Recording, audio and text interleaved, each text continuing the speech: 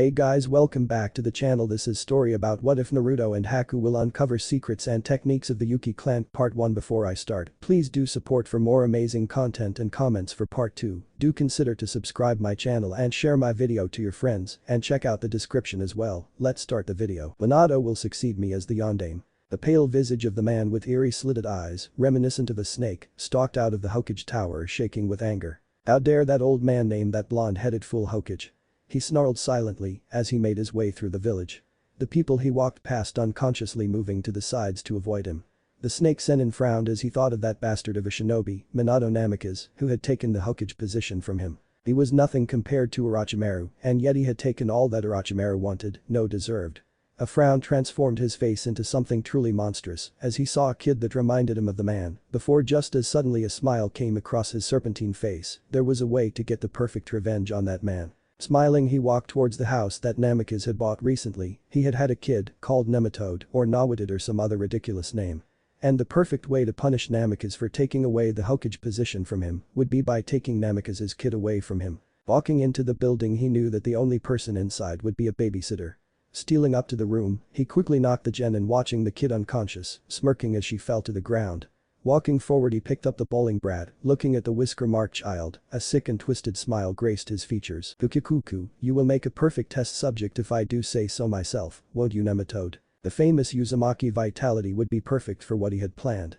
He reached out and clamped a hand over the child's mouth and began to make his way to his lab, stopping to pick up the genin's body. He'd see if he could give this one a bloodline, maybe that new ice one he'd acquired in the war. Leaving the house, not bothering to shut the door behind him, he couldn't help but think it was perfect. He had the kid, and the village would no doubt blame Iwa or Kumo.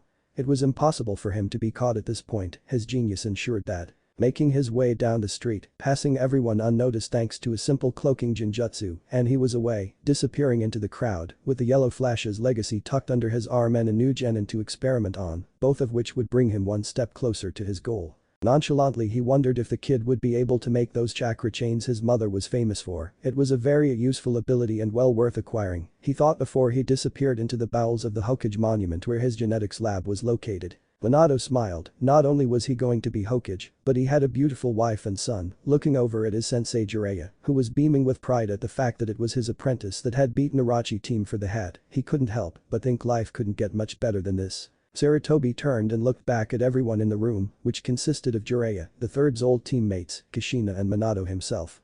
Orochimaru had left when it was announced that Minato would succeed the third as the fourth Hokage. He hadn't looked too pleased about that upon reflection, but that was just the icing on the cake for Minato. He'd never liked that snake bastard. There was something off about him, he lacked the will of fire. Minato suddenly thought, yes, that was what it was. Nodding sagely to himself while hardly listening to what the third was saying, he returned to thinking about his son. With the conclusion of the third great ninja war, Konoha had emerged once again as the most powerful of the great villages, although it had come at a cost, and while there were countless dead, at least the village would have time to rebuild and recover before the next war. At that he sighed. It seemed an inevitable cycle of hatred was what drove the ninja villages. It was certainly not what the Sage of Six Paths had wanted, Minato thought before he returned to what Sarutobi was saying. So as to what I would suggest now is following Minato's coronation, the village needs to focus on missions. Naturally, I'll still be around to help out, but Jiraiya, with the war coming to a close, I would say that now would be an ideal time to set up an intelligence network so we're prepared for whatever will come in the intervening years. Is there anything anyone wishes to say? He finished looking around the room and at everyone shaking heads he smiled and said, well, in that case, everyone is dismissed. Minato stood up with a dismissal and along with Kushina and Jiraiya, after nodding to the others, left to go and check on their son, Naruto. It was uncanny how much the kid looked like himself, Minato thought as they made their way towards the couple's new house.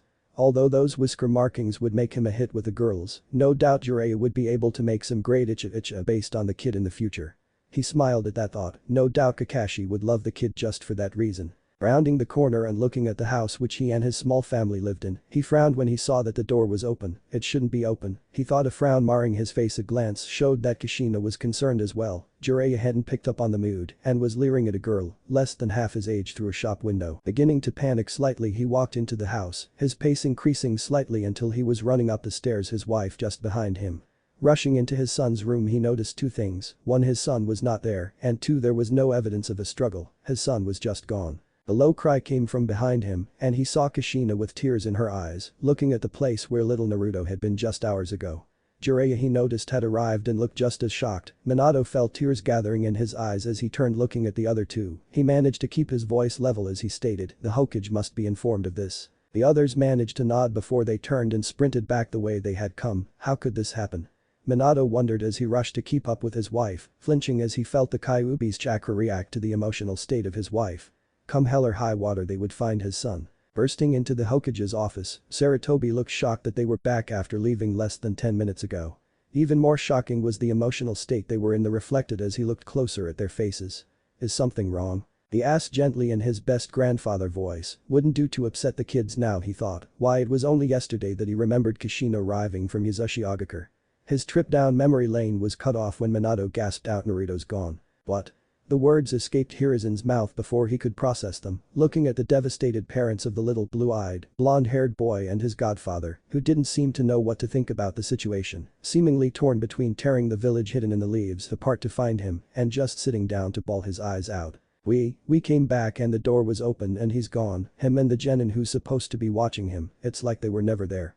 Kushina managed to get out before she collapsed on the ground, tears and demonic chakra mixing in the air around her. Minato himself looked lost. The young man was staring at Hirazen with an absent look in his eyes, a seeming gateway to the void. Certainly they lacked the usual spark so full of life that usually resided in his eyes. Hirazen himself was shocked. Few people knew about the birth, fewer still where the Namikaze house was located. Still, he was not the longest serving Kage for nothing. Pulling himself together, he glanced at the broken couple and super pervert before him. They were certainly going to be no help. The thought bounced around in his brain before he reached a decision. Barking out an order for his secretary, when she entered the room and before she could see the state that the most famous man in Konoha was in, the monkey summoner roared out, "I want every shinobi, bar the academy students out, and searching for a blonde boy with blue eyes and whisker marks. The kid is of vital importance to village security." There was a specific reason that Uzumakis were used as the Konohinjin Krikis, and it had everything to do with the fact that their more concentrated chakra meant a greater control over the beast, and essential when dealing with the biggest remaining part of what had once been the Jubi.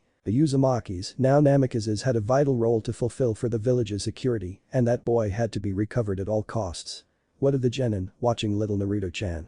He asked, remembering that little fact in the brief lull between the storm of emotion now hitting him. "On as well, you don't think?" Kushina began, but the third waved his hand silencing her. "It's impossible to know. We'll have a clearer picture once the search begins. You are all in no position to participate. I'll handle this, you go and rest." "No, I can help," Jiraiya managed to get out. "Let me do my part, sensei." "It wasn't a request, Jiraiya, go now."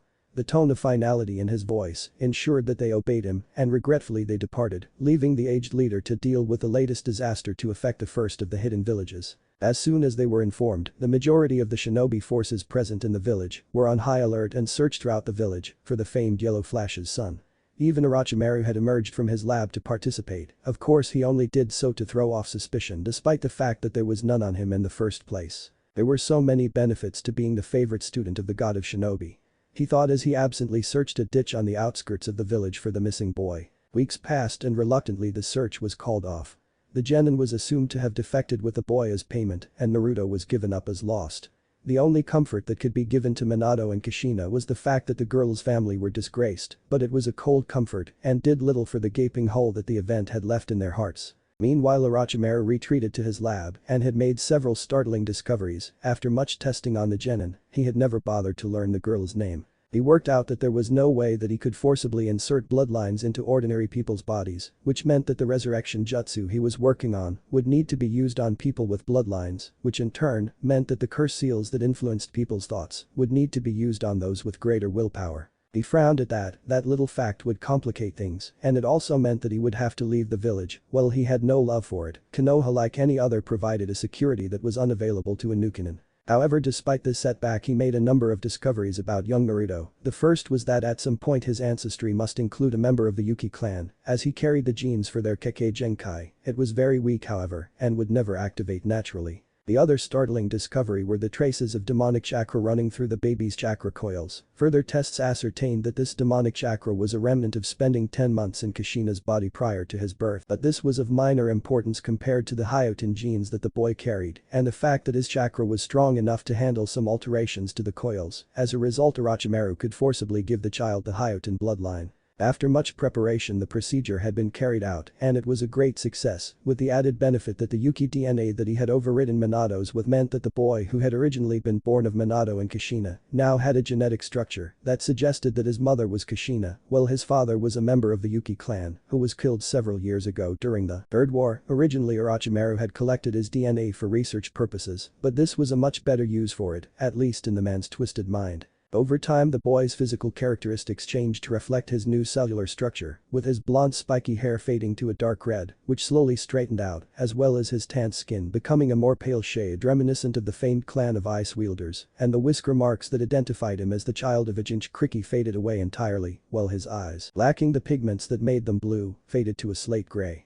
He couldn't have wished for a better outcome. There had been some concern on his part that the boy looked far too much like his father to have been seen in public, but this way the chances of anyone connecting him to Minato were minimal. The Uzumaki themselves had scattered after the fall of Uzushiogakure, so it wasn't totally unbelievable that one would have ended up with a Yuki or run into a Yuki as they fled the purges.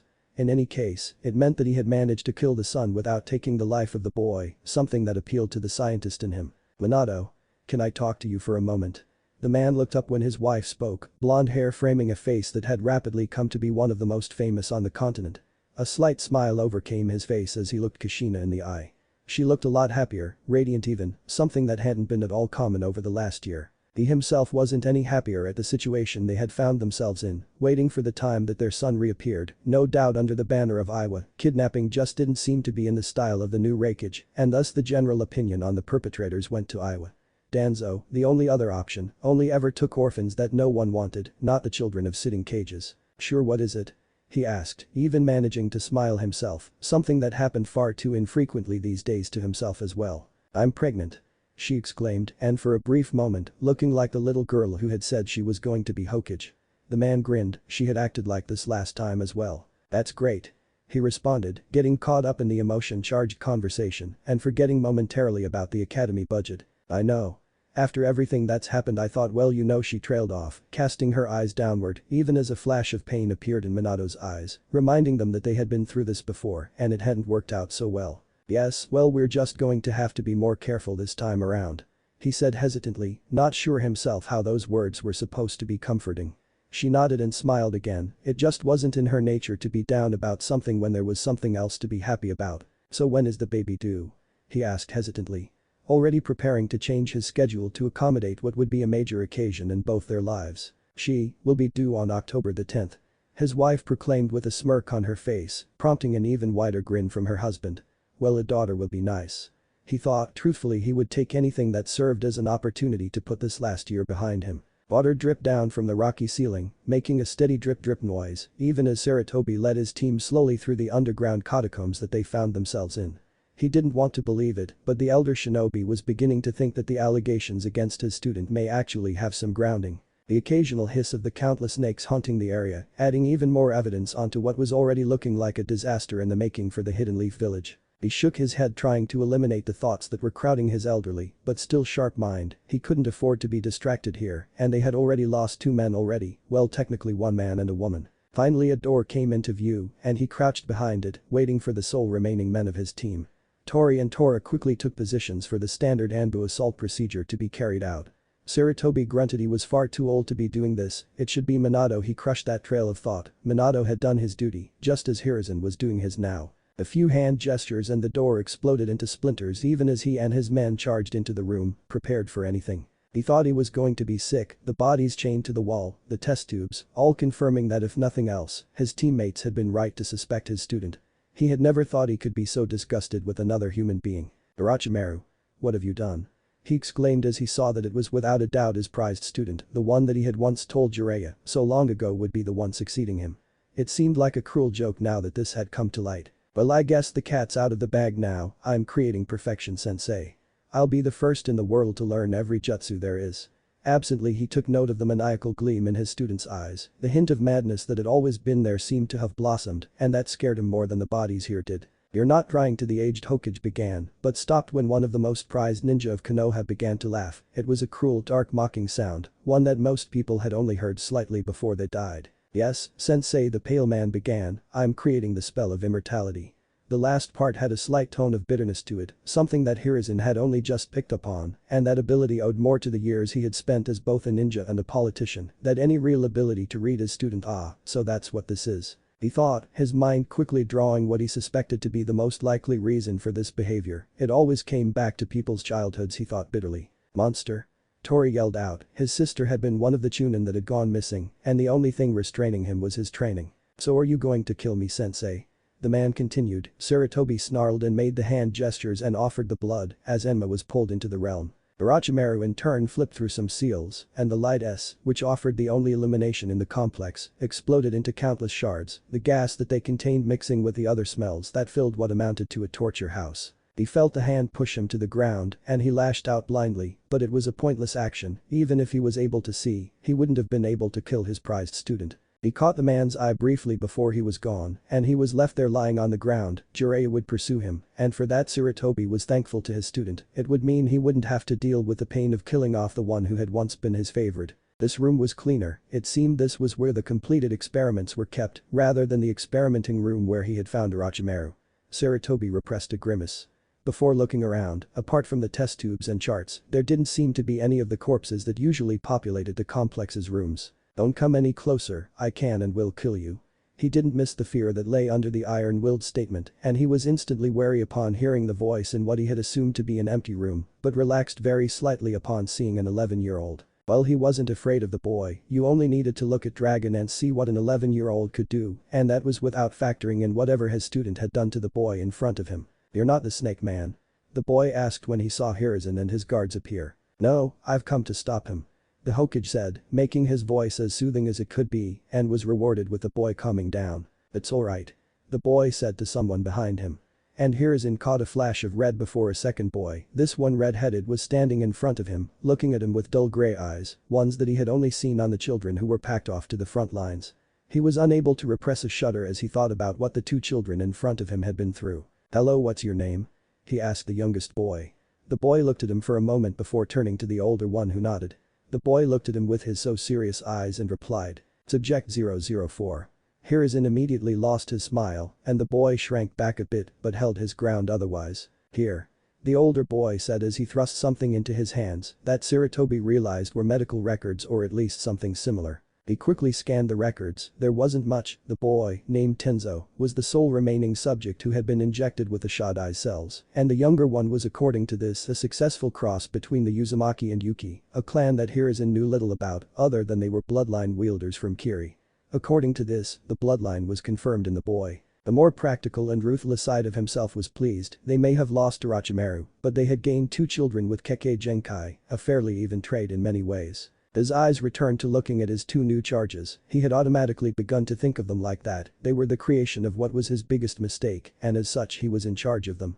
However, he couldn't look after another child. He was already trying to pick up the pieces of his own broken family without factoring in another two. And on top of that, he had to deal with the problems besetting his village after the Kikbi attack. He sighed, why were things never simple? Let me Dragon, he said turning to Tora, he has a new assignment. Maybe this would prove to be beneficial to the man as well. Kakashi had never really been the same after what happened 3 years ago. Like the village, he was reeling from one disaster after another. Maybe this would return the man to some level of functionality. Naruto, can you come in here? The silver-haired man asked patiently, his one visible eye somehow managing to make what seemed like a smile when the boy in question came into what served as their living room. Yes, Nyasan. The red-headed boy asked, grey eyes alight with curiosity. Kakashi smiled at that. It had taken him more than a year, but 2 years on since he was given Naruto to look after and partial responsibility for Tenzo, the boy was finally acting like a kid his age should. He had chosen to name the boy after his sensei's son, a way to honor the man who had been as much his own father as Sakumo had been. The fact that the two boys were the same age and could claim the same clan, Minato himself having come from a ninja family rather than a clan, had only cemented the decision for Kakashi. Naruto, the Hokage has decided that now's the best time to tell you about this, but the man who had you before Hokage-sama found you did some stuff to you. One of those things gave you a rather unique ability that will help you as a ninja. He stopped and mentally berated himself. He could have expressed that better than he had. The boy looked at him, gray eyes developing a slight gleam as the boy processed what had been said. He was clever for a 6-year-old, Kakashi wasn't sure, but the child likely wasn't far off being considered a genius. He had certainly taken to the small lessons that Kakashi and Tenzo occasionally gave him like water to a sponge. It filled Kakashi with a sense of pride, which now that he thought about it, was likely the same one that other jonin got when their students accomplished something. Maybe he should look into taking a team, the feeling was quite addictive. Like your eye? The boy asked after a few moments. Kakashi beamed underneath his mask. Yes, exactly, but you don't have eyes like mine. He snorted at the huff of annoyance the boy gave out when he heard that. The boy may be good for his age, but he was an open book to Kakashi. Something like Tenzo Nai then.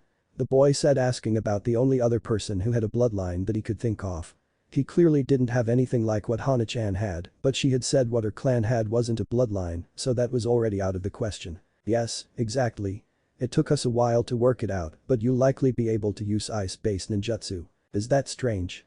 The boy asked, the curiosity again evident in his voice. Yes, there are only 5 elements that most people can use, and most people will never bother with more than 2, if that.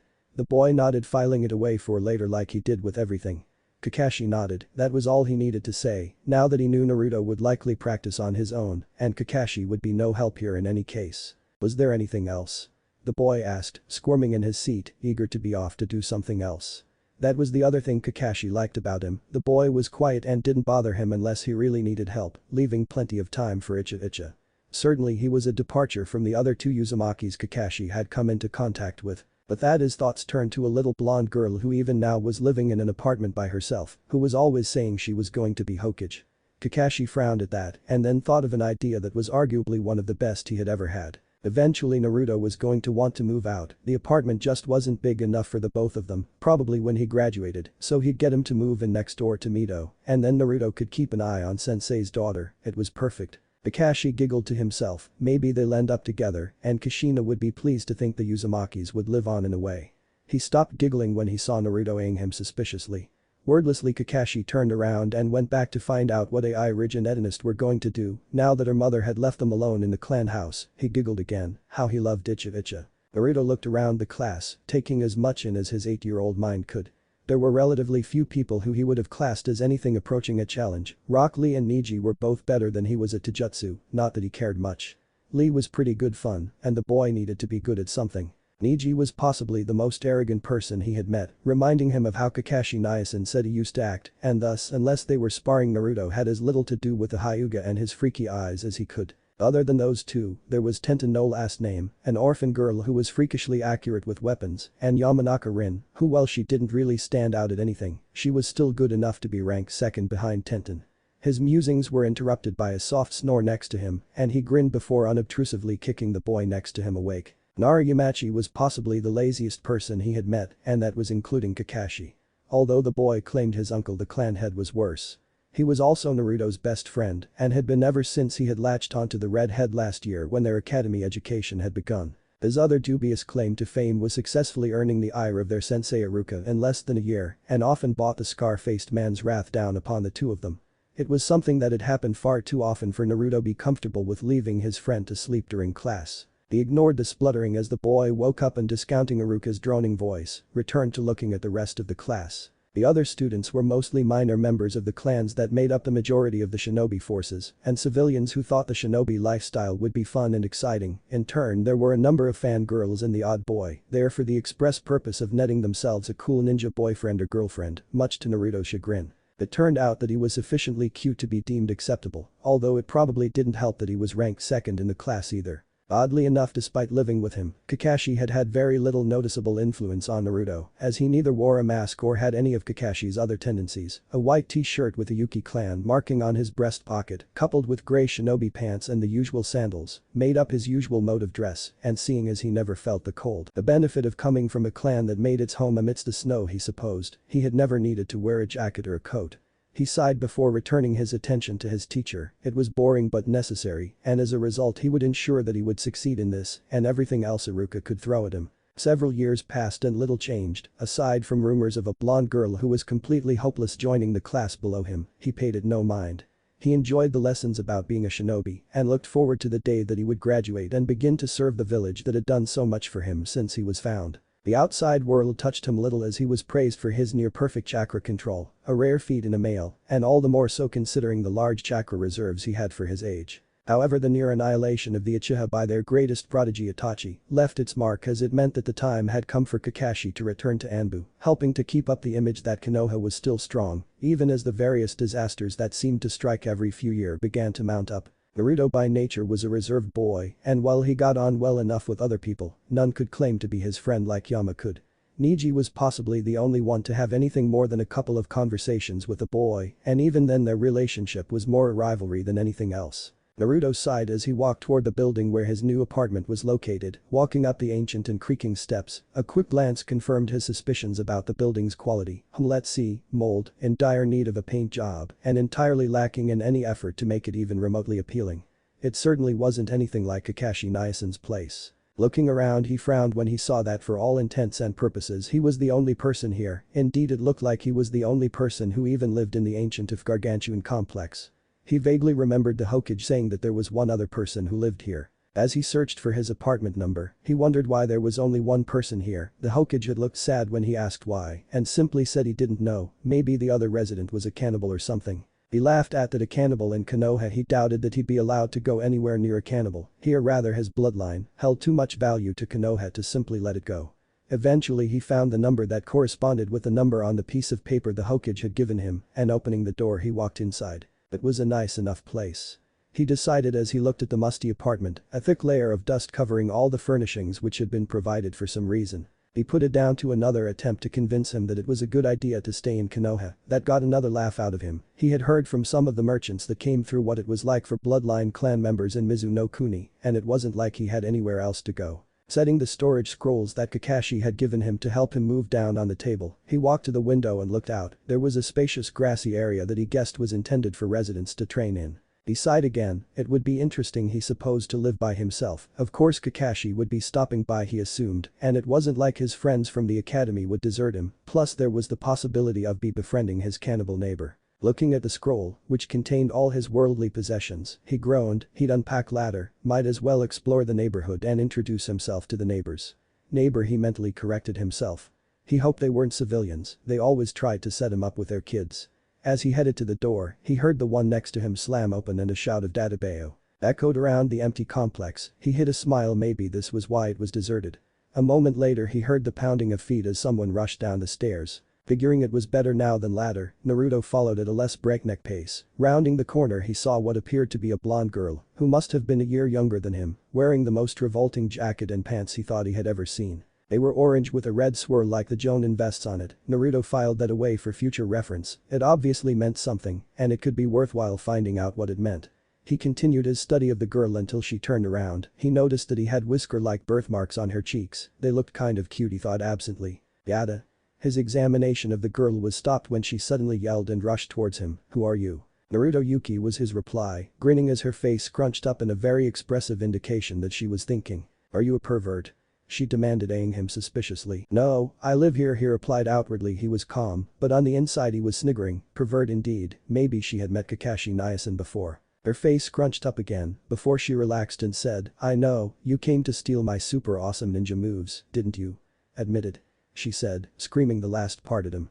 It was all so ridiculous, he thought, wincing at the shrill sound. Recovering, he looked her evenly in the eye and talking very slowly stated, "I'm ranked second in my class, why would I want to steal any moves from an orange pipsqueak like you? Because I'm Mito Uzumaki, future Hokage, and orange is awesome." She screamed at him again. And with that, Naruto quickly began to realize why the apartment complex was deserted. Staring at the strange girl, he wondered if it was too late to ask the Hokage for a different apartment. As Iruka-sensei rambled on about something that would no doubt have very little impact on him once he graduated, something about Madara Uchiha, Naruto's thoughts drifted to the oddity that was Mito Uzumaki.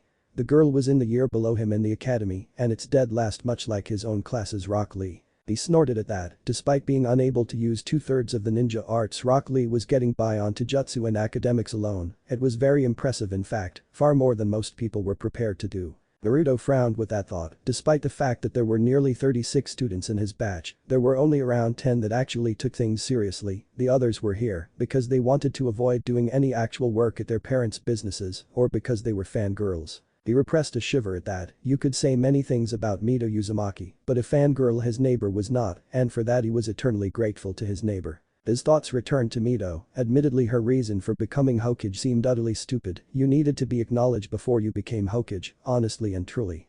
But she had potential, even a blind man could see that. Glancing over at the space next to him, he saw that Yumachi was asleep again. He chuckled at that and then just as suddenly froze. If Yama was asleep, then that meant, Naruto, tell me where Madara Uchiha and Hashirama Senju fought after Madara left Konoha. Haruka yelled, managing the dual feat of scaring the shit out of Naruto and waking Yumachi up. The Valley of the End. Naruto replied after a moment's hesitation. Haruka frowned and returned to the lecture. He may not like it, but he couldn't do anything about Naruto not paying attention. The academy put far too much stock in theory, Naruto had decided, and after attending the academy for 2 years, he had already read all of the history of Konoha that was a part of the syllabus, as well as all he could find in the village library about his homeland of the Land of Water. Knowledge was power, and Naruto wanted to know how he could have ended up in Konoha in the first place, and that meant research.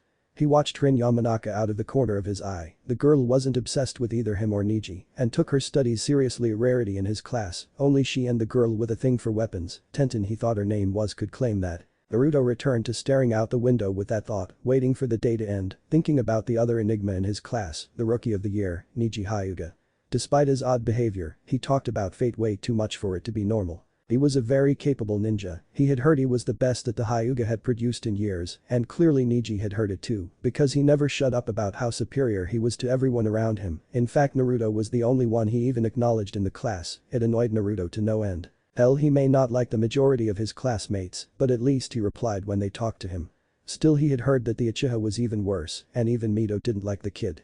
With that thought, the bell rang, signaling the end of the day's lessons, and the students began to file out of the class. Naruto and Yumachi were the last ones out, and just as Naruto began to head towards his apartment waving at his friend, he stopped when he heard said friend start to speak. Hey Naruto, are you doing anything tonight? Shopping, and then heading to my apartment. Why? The clan's having a get-together with the Yamanakas and Akimichi, you wanna come? I thought those things were reserved for your clans, why would you want me there? Shikaku-sama said something about inviting you, not that I'm complaining, I mean I'll have to entertain you, which will be tiring, but when your clan head orders, you follow. Yeah, I know.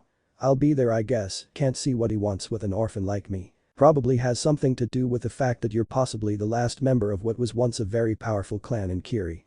Anyway, come to the clan compound around 6, Rin's going to be there if you need encouragement. He smirked as he said the last part before walking in the opposite direction to where Naruto was going. Leaving Naruto frowning in his wake, he hadn't realized that Yama had picked up on that. He frowned, maybe he had picked up some of Kakashi-san's habits without noticing, namely that of being a noticeable pervert. Setting off again before anyone else could accost him, he wondered how the Naras had managed to work out where his clan name came from. More worrying was the fact that a clan head knew his name. You did not stay unnoticed if you had clan heads inviting you to parties, and being unnoticed was something that Naruto very much desired, as long as Orochimaru was running around. The last thing he needed was for that man to find out he was alive. Half-forgotten memories arose from the recesses of his mind at that thought, images of a shadowed figure and the stench of the dead and the dying.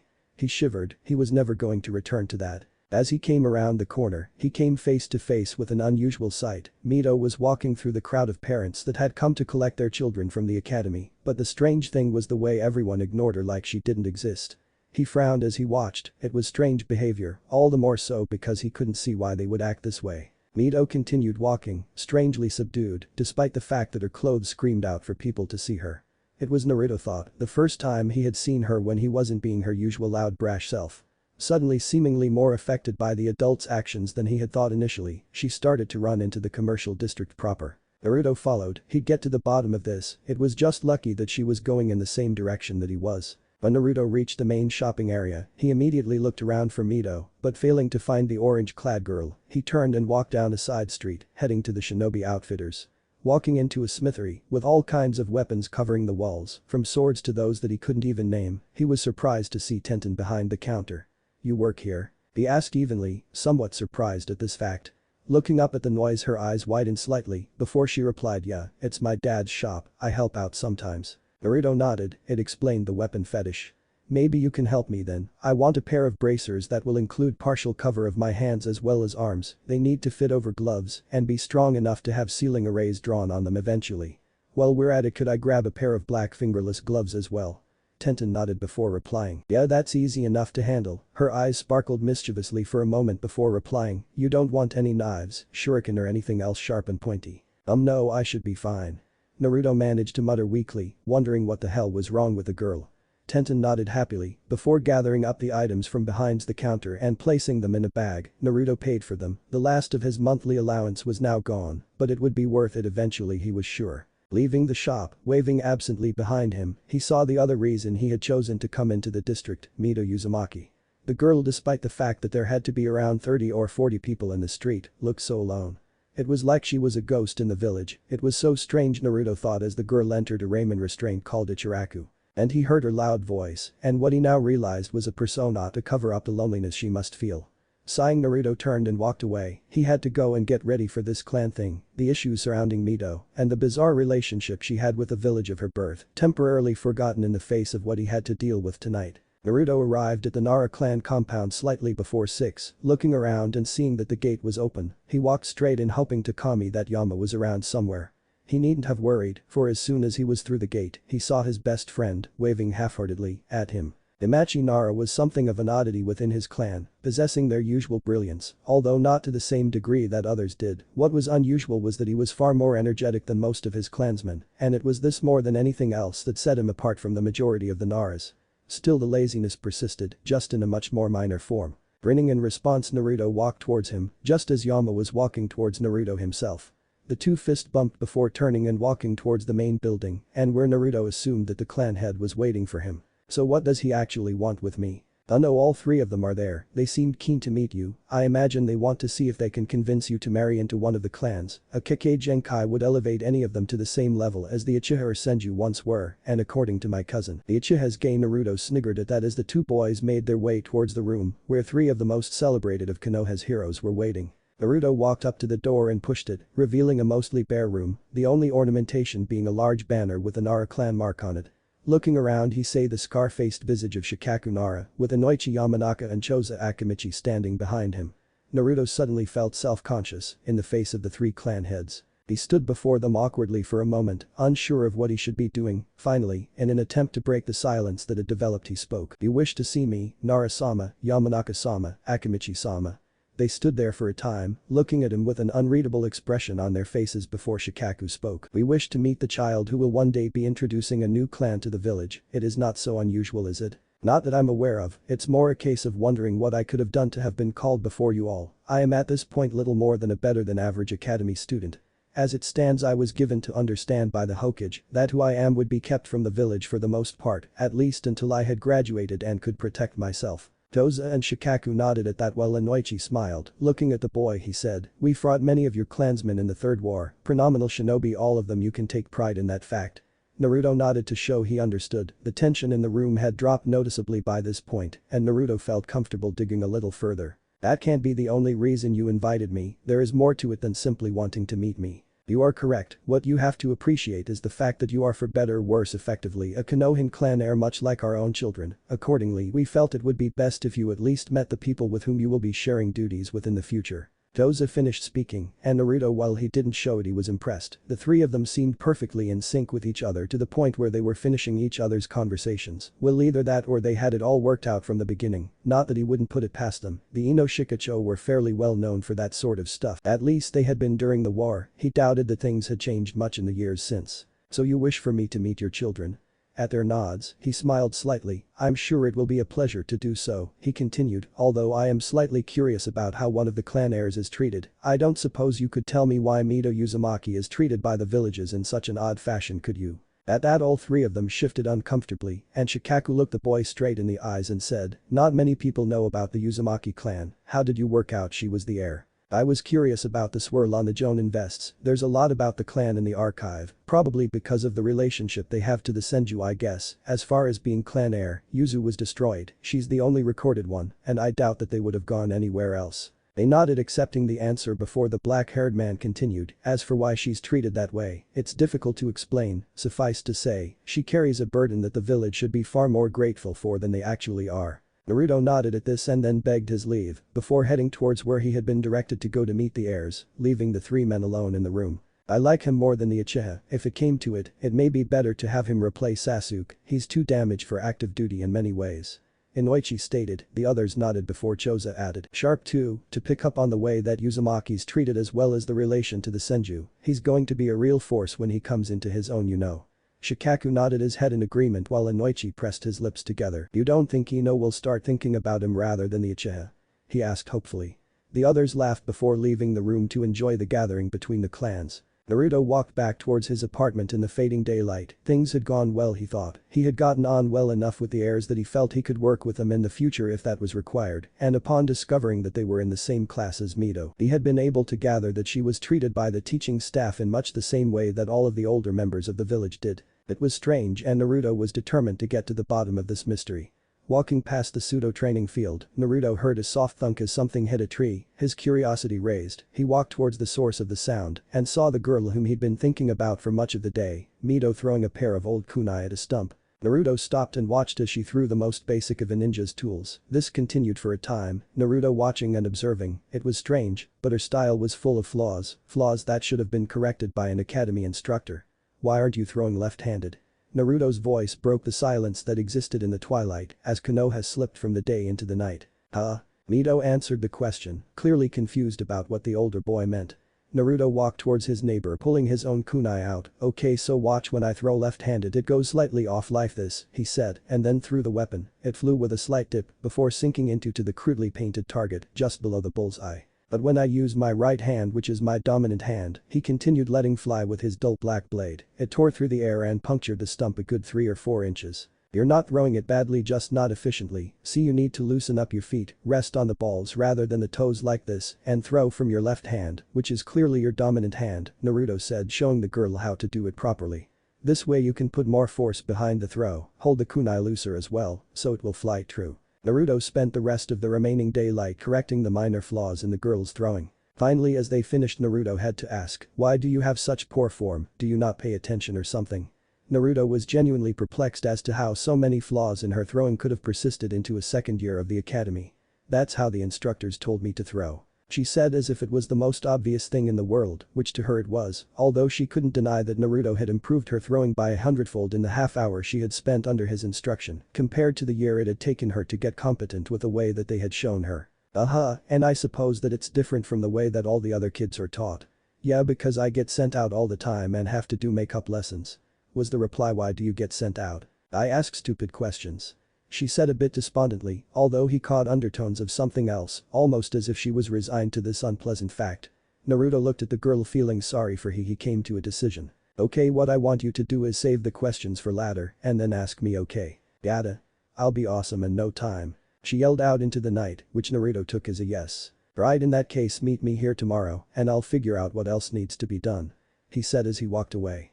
This is truly bizarre, he thought. Why would someone actively sabotage a student's learning? Narasama said that it was her burden that caused this treatment. I'm going to have to do some research and find out just what is going on. Were his final thoughts as he climbed up the stairs, still confused but determined to work out what the hell was going on. Months and eventually years went by, and Mito slowly began to move up the class rankings, much to her instructor's ire. Their careful attempts to sabotage the blonde Jinchuriki's learning were foiled by Naruto, who in his free time, began to delve even further into the Konoha archive to work out just what it was exactly that set Mito so far apart from her fellow students. He dismissed the fact that maybe they felt guilty, they had been unable to save the rest of Yuzu from destruction, as it had happened too long ago for such a grudge to still be held.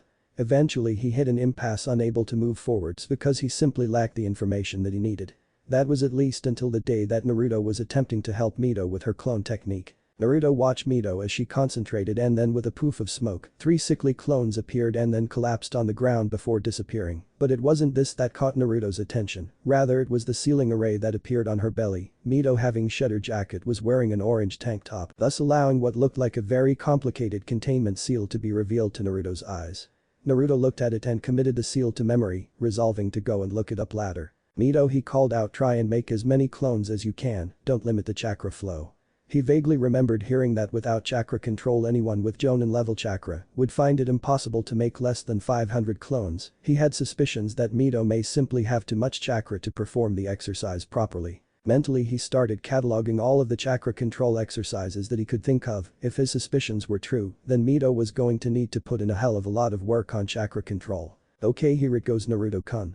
Mito said as she made the hand signs for the basic technique. There was a poof of smoke, and they were surrounded with nearly 1,000 illusionary clones. There you go, Naruto said smiling broadly. The issue is you simply have way too much chakra to really use that technique properly, so try and get your chakra control down somehow, try a variation of the leaf exercise, and you should be sweet. I need to go and look some stuff up now, I'll catch you later in any case. But that Naruto got up of the stump he had been sitting at, the same one that was used for target practice, and headed in the direction of the Konoha archive. He had some things that he needed to look up. Later that night Naruto sat at his desk table, the light still on despite the fact that he should have been in bed hours ago. Leafing through the scrolls he had picked up he finally found what he was looking for. Looking through it, there was one sentence that stood out to all the others. Out of all the military forces that a major hidden village can call upon, possibly the most dangerous are its Jinchuriki. The human sacrifices are used to normally protect their villages or in some instances to outright destroy one, as was the case with Uzushiogakure no Sado. For more information see Tailed Beast. Turning to another scroll, Naruto pulled it out. This one was called The Subjection of the Tailed Beasts, and he already had a bad feeling in his heart. Opening it up he looked for the relevant part, and when he read it his heart sank. The Biju are not living creatures so much as they are masses of sentient chakra. As a result most are impossible to destroy, with the two exceptions being the one and two tails, coincidentally the two creatures that are composed of material other than raw chakra.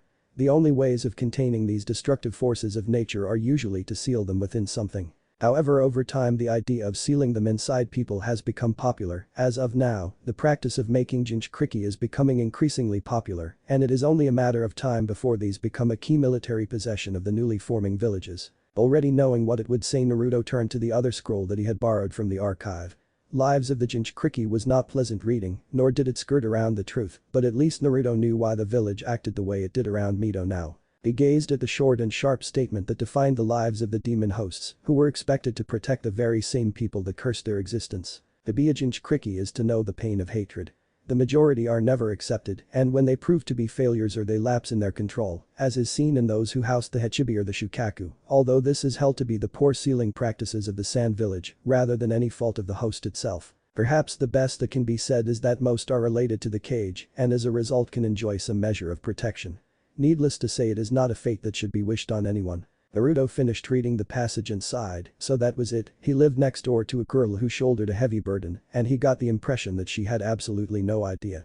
He sighed again. He would have to go and talk to the Hokage tomorrow, and maybe he could see if Kakashi Nyasen was around as well. He hadn't seen him in a while. Naruto walked slowly towards the Hokage's tower. Entering the building he noted that it had changed little from when was here last. Nodding to people as he walked past, he noted that he was acknowledged in return, a courtesy that they did not seem to extend to his neighbor when she visited. He frowned. Truthfully, he found the whole arrangement disgusting, and condemning someone because they were most likely the closest child available was a truly cruel act. He approached the Hokage's secretary and asked if he was available. When she nodded yes, he knocked on the door before entering. Seeing the grandfatherly man reading, his chest tightened momentarily, an indication of just how angry he was. "Ah, Naruto-kun, what can I do for today?" he asked, a pleasant smile affixed to his face. "I know Mito's secret." With those words the grandfather act was dropped and the ancient man became serious. He was, Naruto thought, in full Hokage mode. "And what secret would that be?" the Hokage asked, gazing at Naruto with an expression that was anything but warm and inviting. "The truth about how the fourth defeated the Kyuubi." At that his aged leader seemed to slump. "Was it easy to find out?" he managed to ask, his posture having changed in an instant to that of an old man, weighed down with a job that he was too old to bear. "No, I had to do a hell of a lot of research, and I was only put on that path because I saw the seal. I doubt anyone in our generation would be able to work it out, aside from maybe a well-informed Hyuga." Naruto replied, taking a seat. He knew this was going to be a long conversation. "That eases my mind somewhat. I take it that you have—" "No, I doubt she would appreciate it coming from me. You shouldn't have kept that from her. She has no idea why she's treated the way she is. What you've done is no kindness. I wanted to give her a chance at a normal childhood. For what it's worth, I can't fault you for that, although I must say it's hardly been normal by any stretch of the imagination." The old Hokage nodded. "It is one of my greatest failings." Naruto nodded his head, accepting the fact that the man was truly regretful. "I have another request," Naruto began as the Hokage looked up with an unreadable expression on his face. "Oh, and what would that be?"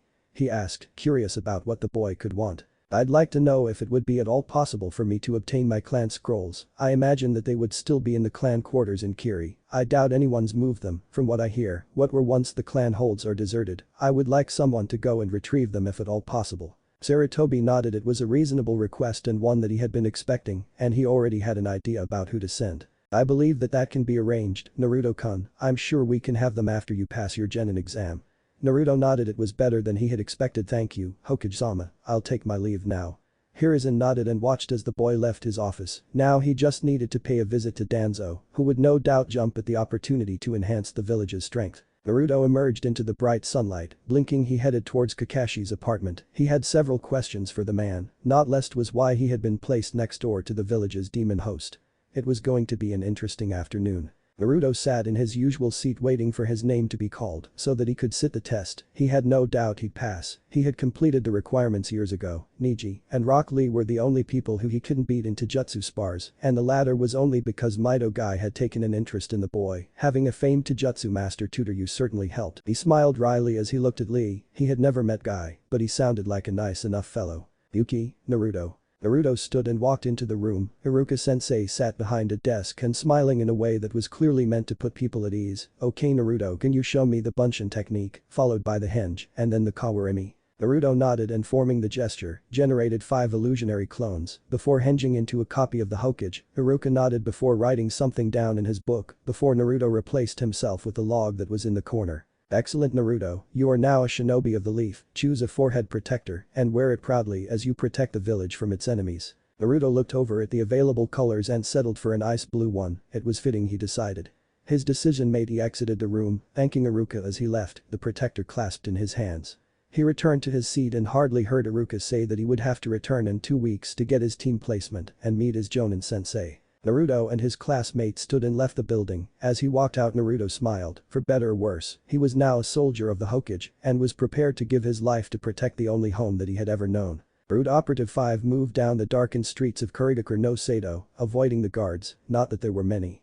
Nearly 12 years of civil war combined with the fact that bloodline clans made up the majority of the village's military forces had left it crippled. As it stood, it would be barely able to fight off an invasion from 2 of the minor villages. Had 5 been a curious individual, he might have asked why Yagura was crippling his village, but 5 was root, and to be root meant you did not think about things unless they were essential to the mission. As his 4-man team made their way to the abandoned clan district, long since abandoned as both Yuki and Kagaya had left the village rather quickly, once it became clear what the Mizukage's policies were regarding their clans, 5 made a gesture and 3, the team's Jinjutsu specialist, layered a relatively complex illusion into place, first hiding them and then twisting the light entering those caught in the technique's eyes, causing them to see the team 10 meters from where they actually were.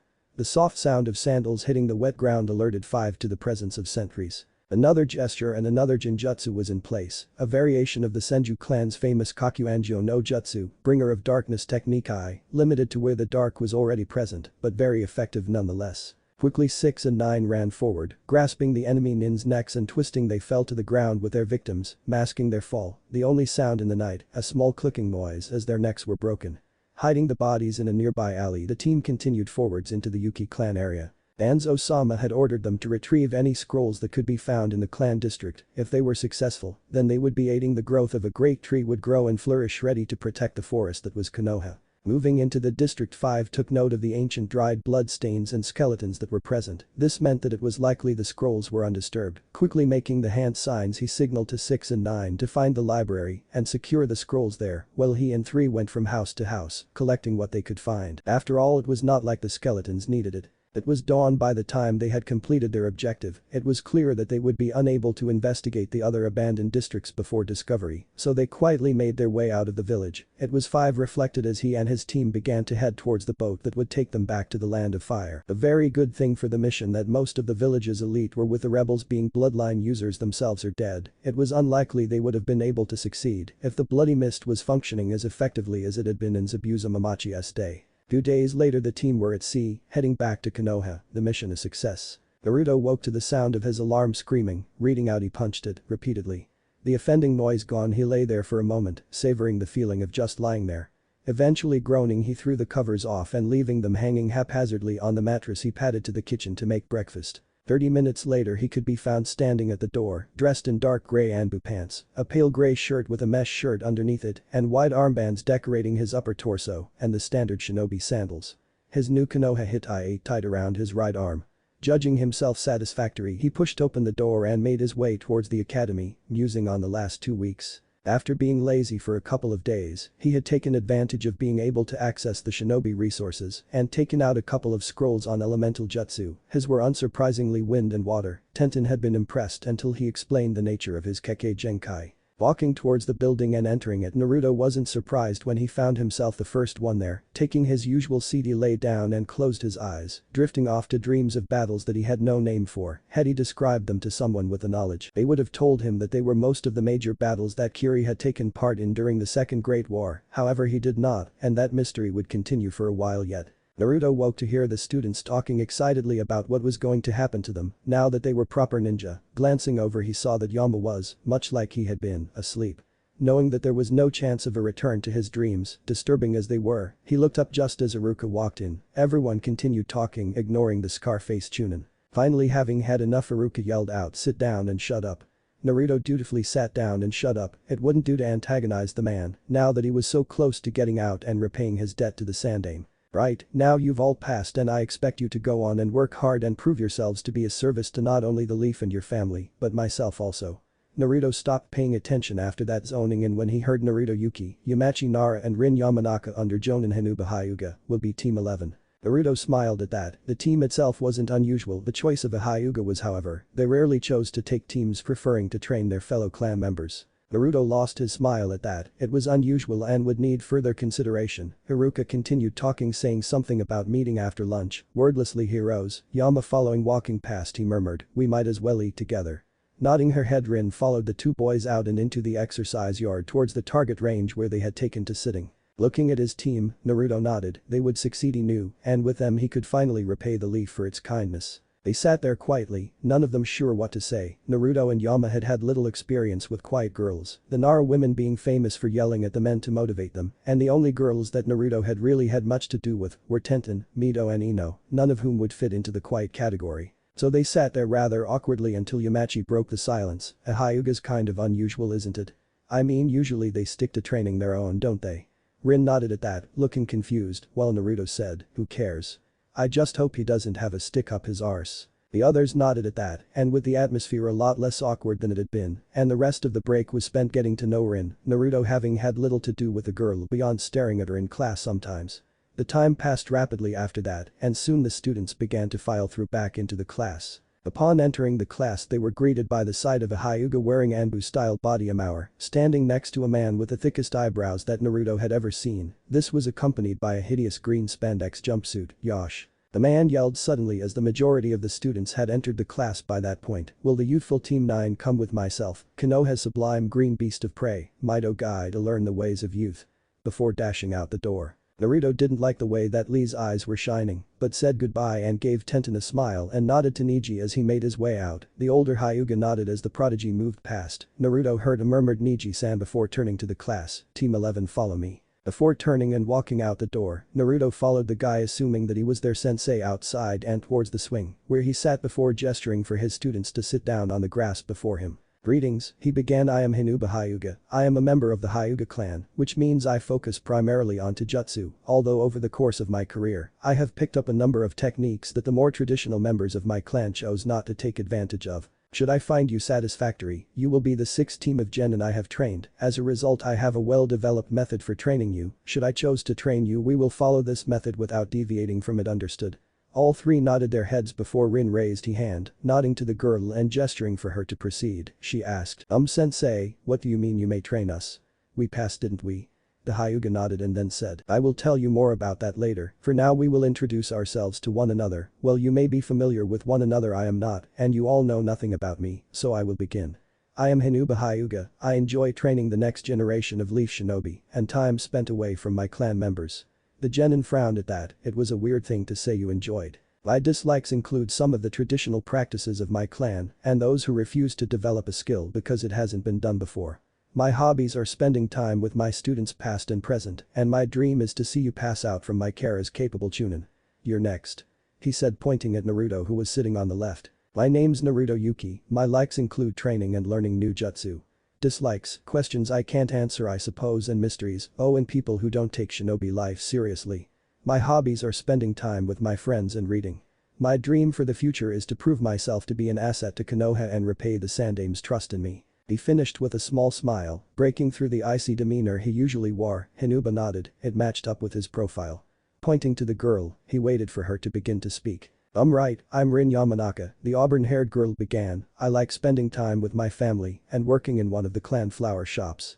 I dislike those who look down on others, and my dream is to become an academy instructor and find out what happened to my brother Fu. Thank Kami she's not a fangirl were Hinuba's thoughts as he turned to the last of his potential team. Yeah, I'm Yumachi Nara, I like shogi I suppose and sleeping. I don't really dislike anything, my hobbies are hanging out with my cousin Shikamaru, his friend Choji and Naruto, as well as cloud watching. My dream is to become head carer for the clan deer. At that Naruto and Rin sweat dropped and Hinuba stared at him intently. Right, Hinuba said trying to process the fact that the kid who was supposedly the most ambitious Nara they had had in years wanted to look after a bunch of deer for the rest of his life. What happens now is we all go home and come back tomorrow to training ground 11, there we will participate in an exercise to see whether you are worthy to become Leaf Shinobi, should you pass I will train you, if you fail, you will be sent back to the academy. Be there at 8 any later and I will fail you good day. And with that he got up and walked off. Naruto was still trying to process what the hell was going on when he heard Rin ask, so do you guys want to do something now, we've got ages to do something. Yeah, might as well, we can try and work out what will happen tomorrow. We can go to my apartment if you like. Naruto contributed and at the others Nadi began to lead the way back to his home. As luck would have it they ran into Mito as they approached the mostly deserted building, both his teammates were shocked to think that the place was empty, even Yama, despite having been at his place countless times. Rin seemed shocked at meeting Mito, something that Naruto was going to hit her up about once they got inside. Bidding his neighbor goodnight, the three preteens made their way inside and Naruto began to prepare some food. Once that was done and they were sitting at Naruto's table desk, Rin looked around at the scrolls that covered the room, many of them crinkled with age. You weren't kidding when you said you liked to read were you? She asked teasingly and was startled when he saw the haunted look in Naruto's eyes. I hate not knowing something, I don't know how I ended up in Konoha or who my parents are, Rin nodded, that was common knowledge among the village. But I hate not knowing and I guess that just kind of passed on to other things, you know. If there's a secret I want to know it and know everything about something that catches my interest. Rin nodded again in understanding. You don't like Mito. It wasn't a question, as she looked up she saw slate gray eyes boring into her very being. My mum said to stay away from her, that she was dangerous. Does she look dangerous? He asked surprised a girl who had seemed reasonably intelligent would buy something like that. Rin herself looked a bit uncomfortable at that, seeming to realize that the girl did not look dangerous in the slightest. No. She managed to get out, somewhat unnerved by the intense stare her teammate was giving her. Yumachi she noticed out of the corner of her eye, seemed to be ignoring the conversation and was reading one of the scrolls that populated the apartment, although if you focused you would have seen that he was focused entirely on the convocation. She was chosen for a role she had no choice in. Naruto began and by this point neither of them were making any attempt to hide their interest in the matter and as a result she is hated for it. People forget it could have just as easily been one of the other kids her age, hell it could have been anyone within 5 years of her age. What was she chosen for? Yumachi broke the silence that had developed after Naruto's last statement. However the boy shook his head, it's not my place to tell. The boy finished with an air of finality and both knew that they would be getting nothing more from him on the matter.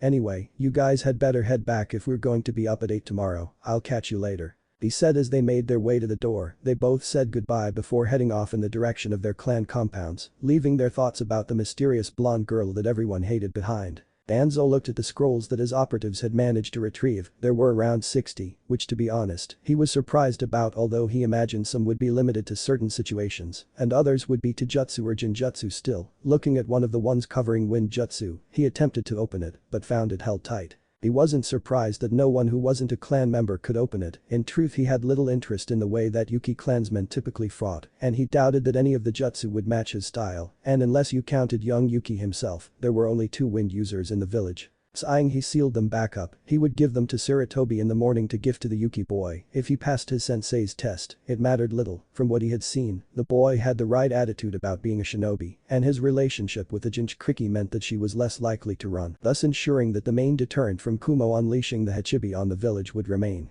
Sighing again he moved to where the squad's reports about the state of the land of water were, looking at them he frowned inwardly, it made no sense to cripple a village like that, but nevertheless, it meant that they could offer support to the bloodline rebels and hopefully have a better relationship with Kiri at the end of it. The Suno alliance was nearing its end and there was nothing to prevent them turning on it, particularly with most of the Land of Wind's missions going to Konoha. Groaning Danzo decided to worry about it in the morning after the meeting with Hiruzen, the things he did for his village. Naruto woke from another bizarre not quite a dream with a start, looking at the slightly pulverized alarm clock next to his bed, he dragged himself out of bed and hit the shower.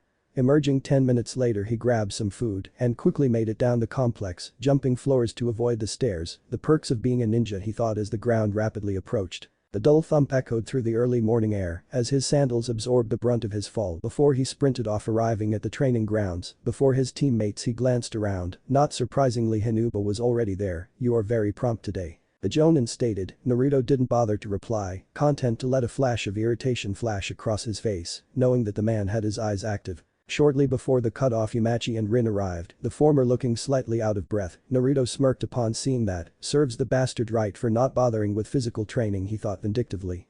"You're all here." The not quite so stuck-up Hyuga stated at the Genin. Naruto frowned at him, all his previous interaction with the clan had come from the short interactions he had with Niji and the occasional glances he had gotten of the girl in Mito's class, both had offered two competing versions of what a Hyuga was. One was the prodigy of his year, a title that should have really been reserved for a real prodigy, rather than the kid who managed to take the title of rookie of the year. Hell, he thought acidly, none of them for the last 3 years can hold a light to Itachi Uchiha, and that includes that stuck-up Pansei Sasuke. The other seemed like she was afraid of her own shadow, he had no idea what the hell motivated her to become a shinobi, some misplaced desire to impress someone he guessed. He had noticed she spent a lot of time following Mito around, something that annoyed the boy to no end. Mito more than anything had needed a friend, at least until had made an appearance in the girl's life, not a girl who fangosumed over an aspect of a manufactured personality that was nowhere close to the true Mito Uzumaki's. 1,000 faces, hidden behind 1,000 masks with that one, and a deeper secret than her burden no doubt. Naruto found himself nodding along to the voice, and then frowned. Normal people didn't hear voices in their heads, even if it could turn a pretty phrase, then again normal people didn't dream of battles in far-off lands either. Casually he wondered if the term normal could be applied to any ninja, the personalities they developed if nothing else made them unique. Unaware of the internal monologue going through the Team Red head, Hinuba studied them intently, it was clear they were familiar with each other, and unlike Kakashi, he wasn't waiting until he could recreate his old team, he had made his peace with his demons long ago. Coming to a decision, he made a hand sign and a clone popped into being. "This is a cage bunch and you are to defeat it, should you do so I will take you on as students, should you fail, then you are not worth my time, you have until lunchtime." He wondered about attempting to drive a wedge between them, but decided there was no point. Naruto would be well aware about the way that Konoha teams were made up, and any ruse he could pull would be unlikely to fool the Nara for long. The girl would also likely seek allies being a support type she was unsuited for going against someone like Hinuba. "You have 2 hours." He said, and then his students were gone, in 2 different directions he noted with amusement. He went to sit down and observe the genin. Naruto had hidden himself away in the leafy undergrowth that surrounded training ground 11 and mentally went through what he had available to him. Moderate skills in throwing weapons were unlikely to be much of an asset, nor was the academy's very basic Taijutsu style going to be able to compete with something like the Jukin, neither were the Academy 3 going to be much help, especially if he didn't have the resources to compete with the pale-eyed man. Then there was that. Scowling, he knew that, while effective, would not last for long. He needed to work with the others. The Jonin had said nothing about working individually, he realized. Coming to a decision, he cycled around the clone, while he knew that the clone could see him, and the clone knew that he knew. It seemed he was free to move around, at least until he confronted the clone. Several hundred meters away, a sight that was for the most part just as much a symbol of Konoha as the wood release could be seen. Nara and Yumachi sat crouched down, trying to work out what the hell they were going to do to beat the clone in front of them. Unsurprisingly, it was Rin who was the first to speak. "We need to work together to do this." Naturally, the boy next to her drawled, absently poking the bush with a stick he had found. "When do we make a move then?" "When Naruto arrives." "You seem convinced that he will come?" she questioned. It wasn't surprising considering they came from clans who were famous for their teamwork, whereas Naruto was an orphan, a smart orphan, but an orphan nonetheless. "He will analyze the situation and draw a satisfactory conclusion. He will come shortly." "You seem convinced of this?" Rin questioned the black-haired boy, still somewhat suspicious about how he could know so much about the redhead's personality that he could make an assumption like that. "I'm hurt you don't think I wouldn't know my best friend's personality." That threw her. She had known the two were close, a classroom bond that had been forged by similar personalities and hardened in the aftermath of that clan gathering the Naras had hosted, in which Naruto had made an appearance. Clearly the clan heirs weren't the only ones that the gray-eyed enigma had been spending more time with in the months afterwards. It was clear she had misread the relationship, and the team dynamics would be very different to what she had mentally prepared for. It would be pointless to engage him individually.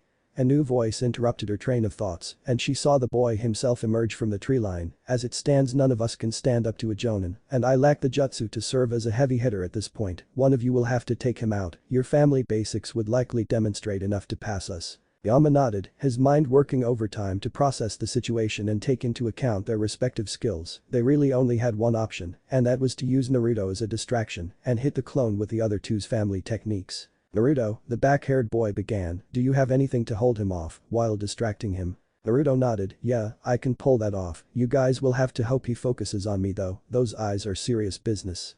Yama nodded while Rin watched the two operate. It was uncanny how the plan was formulating between them as they bounced ideas off each other. Suddenly she realized that a decision had been made as Naruto dashed off and Yumachi gestured for her to follow him before he began to edge around the clearing, completely lost on what they were doing and inwardly berating herself for not paying attention. She followed. Naruto needed to provide a distraction and he knew it. The problem was he was going to have to demonstrate the only jutsu he had managed to learn over the break was going to demand a high price in the form of chakra. He estimated that he could get around 6 off 10 if he really pushed it. Not for the last time. He wished there was some water around to work with. He was going to have to do something about this if it was going to be a regular occurrence. Rushing towards the clone, he saw it looking at him impassively, the barest hint of disdain on its face. Naruto smirked. It wouldn't know what hit it in a second. Dragon, tiger, hare, here we go, he thought as he felt the chakra within him change, being molded by the hand seals. Suiton. Miserapa. Water release. Violent water wave E. He cried out and water spewed out his mouth, tearing through the air toward the clone who jumped back avoiding the barrage of water. Naruto stood there for a second, shocked at how much chakra the jutsu had taken. Shit, I may have to re-evaluate, I can't keep this up forever. He thought, wincing slightly at the drain on his reserves. Jumping back he repeated the process, each time feeling the drain, but it was a small price to pay to keep the Taijutsu specialist from closing with him.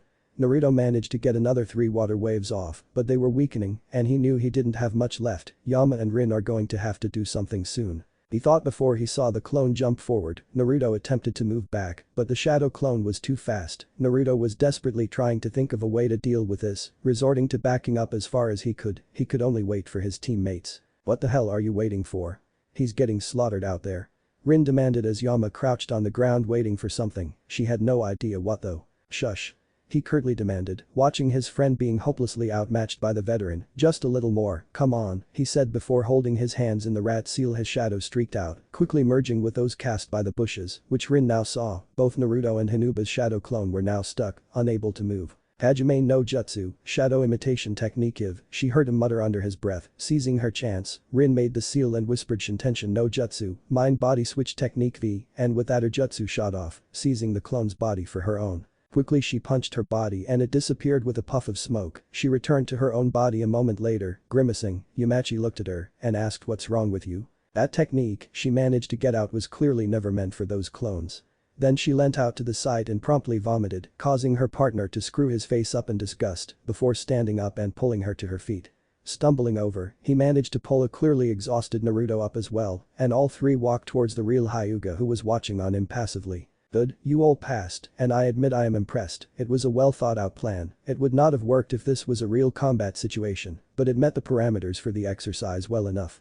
Now," he said turning to the 12-year-olds who were grinning at each other with stupid grins on their faces. "I will take you on as a team. What this means is that I will have you for at least a year. In that time we will develop on what you learned at the academy, beginning with creating a new Taijutsu style for the boys. Rin, you will be working on Kenjutsu. At the moment Naruto lacks the reserves and jutsu to serve as the heavy hitter, and so you and Yumachi will need to be far more rounded than what your clan members usually are.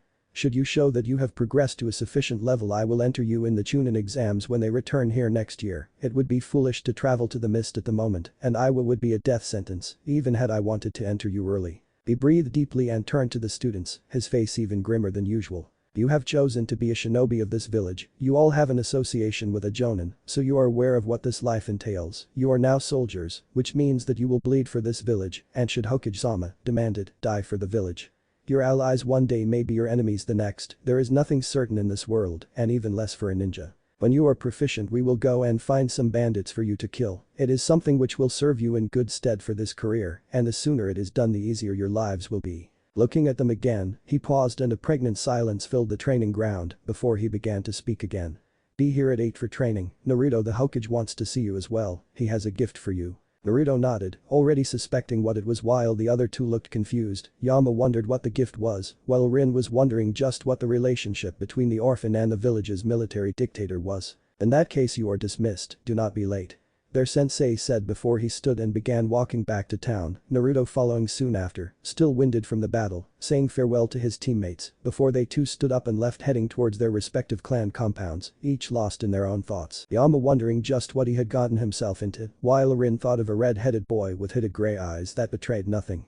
The training ground was left behind them, silent and empty, an unwitting reminder that today the three of them had left behind the childhoods they had once had, there was no going back at this point. Naruto sat at his desk in his apartment, looking at the scrolls that were all he had left of his clan. He paused and looked at the single sealing scroll that he had been given. "Showtime, I guess," he said to the empty room, the words breaking the hushed silence that seemed to have developed in the wake of returning from the Hokage's offices with this awesome gift. Unsealing the scroll, he gasped as he quickly read the chart that documented what was contained within the scroll. Slightly dazed at the amount of knowledge that was contained within his hands, he opened the first one which he assumed would detail what was contained. Quickly reading it, Naruto quickly worked out what the purpose of the jutsu scrolls were. The Suiton was mainly concerned with generating water molecules to work with, as well as slowing down opponents by manipulating the surrounding area and causing damage via blunt force. The Futon he was surprised to see was not really focused on causing damage, but rather on speeding up the Hyoten techniques and was used to manipulate the ice's shape. Finally, the Hyoten itself was used in a number of ways, from obscuring vision to being used as a basis to make ninja tools. At that he smiled, no more buying shuriken. Other than that, it was mainly used to create solid objects that were used to cause damage. Naruto smiled when he had finished reading the basic guide to the clan techniques, he would be able to go far with ease. The sound of flesh hitting metal echoed in the relatively silent Konoha morning air. Suppressing a groan, Naruto once again thanked his past self for having the foresight to buy the bracers that had come in handy so many times over the last 2 weeks. Twisting, he lashed out with his own kick, catching Yumachi off guard, and he smirked at the satisfying thunk that signified a hit. Lancing over to where Rin and their sensei were. He saw Rin, with her tanto swinging, pressing whatever advantage she had, attempting to prevent Juken from being utilized. Turning back to his own fight, Naruto was rewarded for his inattention by taking a fist to his face. Spluttering, he fell back just as Hinuba called time for their respective spars. Groaning, he accepted Yumachi's offer of a hand up, and as he rose to his feet, Hinuba said, "Good work, you're all improving. Now Rin and Yumachi, go and practice tree climbing to build your reserves so you can last longer. Well Naruto, you need to focus on widening your tenketsu." Looking at his red-headed charge, the Hyuga nodded before continuing, "The best thing to do would be to meditate and expel chakra from your tenketsu points. You have the reserves, it's getting your body to the point where it can utilize them that's the issue." The three genin nodded before they set about their respective tasks, all three absolute faith in their teacher's methods. Naruto sat on the ground of training field 11 and closed his eyes. Concentrating, he felt for the familiar cold feeling within his body that signified his chakra reserves. He had large reserves for his age, something of an anomaly considering his control. The Hokage suspected that Orochimaru had made a number of upgrades to Naruto prior to the Snake Sanin's departure from the village of his birth. However, due to the fact that none of the chakra techniques used at the academy required utilizing large amounts of chakra, Naruto's chakra system had not developed to the point where he could access all of the chakra that he had locked away. He concentrated and then felt a rush as he felt the chakra circulating his system and the strange feeling of it flowing out of his via the tenketsu points in his body. It was around half an hour later that an idea occurred to Naruto. Because of the nature of his Kekkei Genkai, manipulating elemental chakra came naturally to him, and as a result, he would never need to complete exercises, such as the leaf cutting or leaf soaking. Wondering if he could expel the Hyoten chakra from his body, Naruto concentrated and felt as the chakra became colder and harder, the flow became more sluggish, and opening his eyes, he gasped when he saw the grass around him freeze. Running a hand over the ground, he watched as ice began to form wherever his hand moved. "I was wondering if you would think of that," Hinuba said. Naruto hadn't realized that his sensei was so close and stopped what he was doing before he turned back to his teacher and asked the question that had come to his mind when he attempted to think of a practical application for his discovery. "Sensei," he began, "could I use this and add it to my taijutsu?" A questioning quality that was not usually there was the only thing that suggested the importance of the question, and Hinuba paused before answering. "Yes, the current Raikage does something similar with the Raiten element. You would have to experiment to see what it could do, but I would guess that if you pumped enough out, you could freeze limbs in some cases. It would work well with the style you are developing as well. Grabs that freeze the part of the body that it's holding would be most effective, I believe." He finished with a smile. Naruto smiled back, and after thanking the pupil, less man said about thinking how this new discovery could be incorporated into his fighting style effectively. At midday, they stopped what they were doing and sat together for lunch, something that had become a tradition, before traveling to the Hokage's offices and claiming a D-rank mission. Naruto hated the D-ranks with a passion. They never made him feel as though he had accomplished anything, and although he had never said anything, he couldn't wait until they got a harder mission. Although it was unvoiced, he knew the others felt the same way, and Hinuba knew, even if he had yet to do anything about it. Unwrapping his sandwich, he looked at his teammates.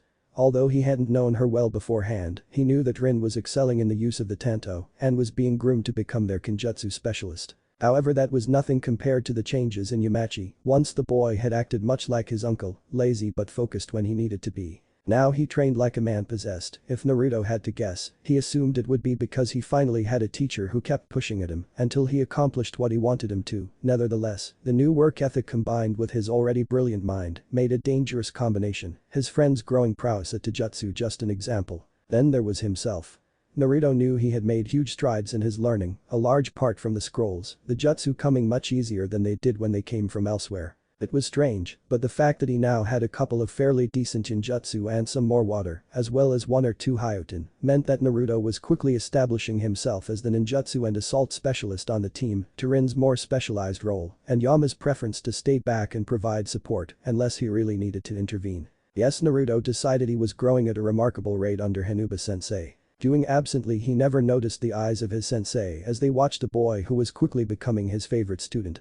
Naruto's development was phenomenal, and although he needed relatively little from him as a teacher, most of his learning coming from his clan scrolls, he was pleased when he could help like he did today. He was content that the boy would stay in the leaf as well. He had nothing but intense hate for Orochimaru, and Kiri was hardly a place that was suited to people of his ancestry. No, Hinuba Hyuga was sure that this team may become his greatest contribution to the Hidden Leaf. Breaking out of his thoughts and checking the time, he was somewhat surprised to see that it was time to go and get a mission from the Hokage. He was well aware that his students were getting impatient with the missions, but they built up teamwork skills, and he wanted to wait a while until he took his students out to kill for the first time. They deserved some last opportunity to enjoy their innocence.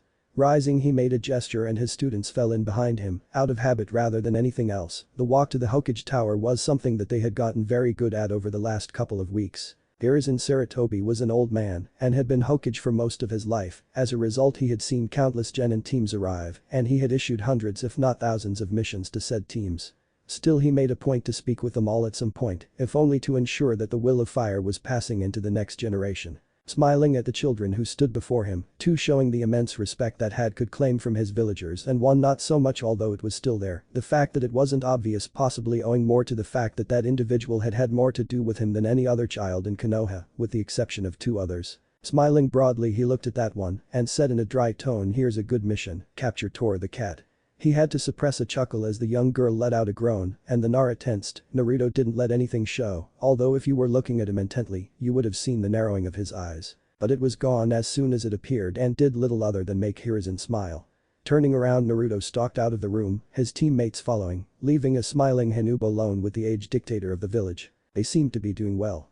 Hiruzen stated, eager to gather some information on the red-headed boy. Yes, they're all doing very well. Admittedly, Naruto needs to learn some more advanced ninjutsu to cover up the more obvious weaknesses in the team, but their teamwork is great, if only because the other two accept that Naruto's the leader. There was no conflict over that at all. Hiruzen asked, such a concept somewhat alien to him as his team and all the students who had studied under that line were famous for the fact that there were always two who fought over who would lead among the children. No, Hinuba said with a smile, Rin's not a confrontational person at all. Yumachi's happy guarding his back, and Naruto accepts the position because he believes that it makes him a useful tool for the village. The smile slipped at the last part and was replaced with a frown. Hiruzen too was frowning. You need to address that with him. He needs to see himself as someone of value, not a tool to be thrown away. You do know that it's partly your fault he thinks like that. Hinuba stated, his eyes looking into the Hokage's own. How? Hiruzen spluttered, confused as to how he was the cause of such an attitude. You rescue the boy from a terrible life as a living experiment, and then when he attempts to thank you, you say that he should thank Konoha and that you were only acting as an extension of the village. Hinuba started, and upon seeing his leader's nod he continued, as a result he begins to feel that he owes the people who saved him. You claim it is the village who saved him, so he comes to believe that the best way to serve the village is to become a tool for its survival. It's a simple line of reasoning if you work along the philosophy he's following. I see.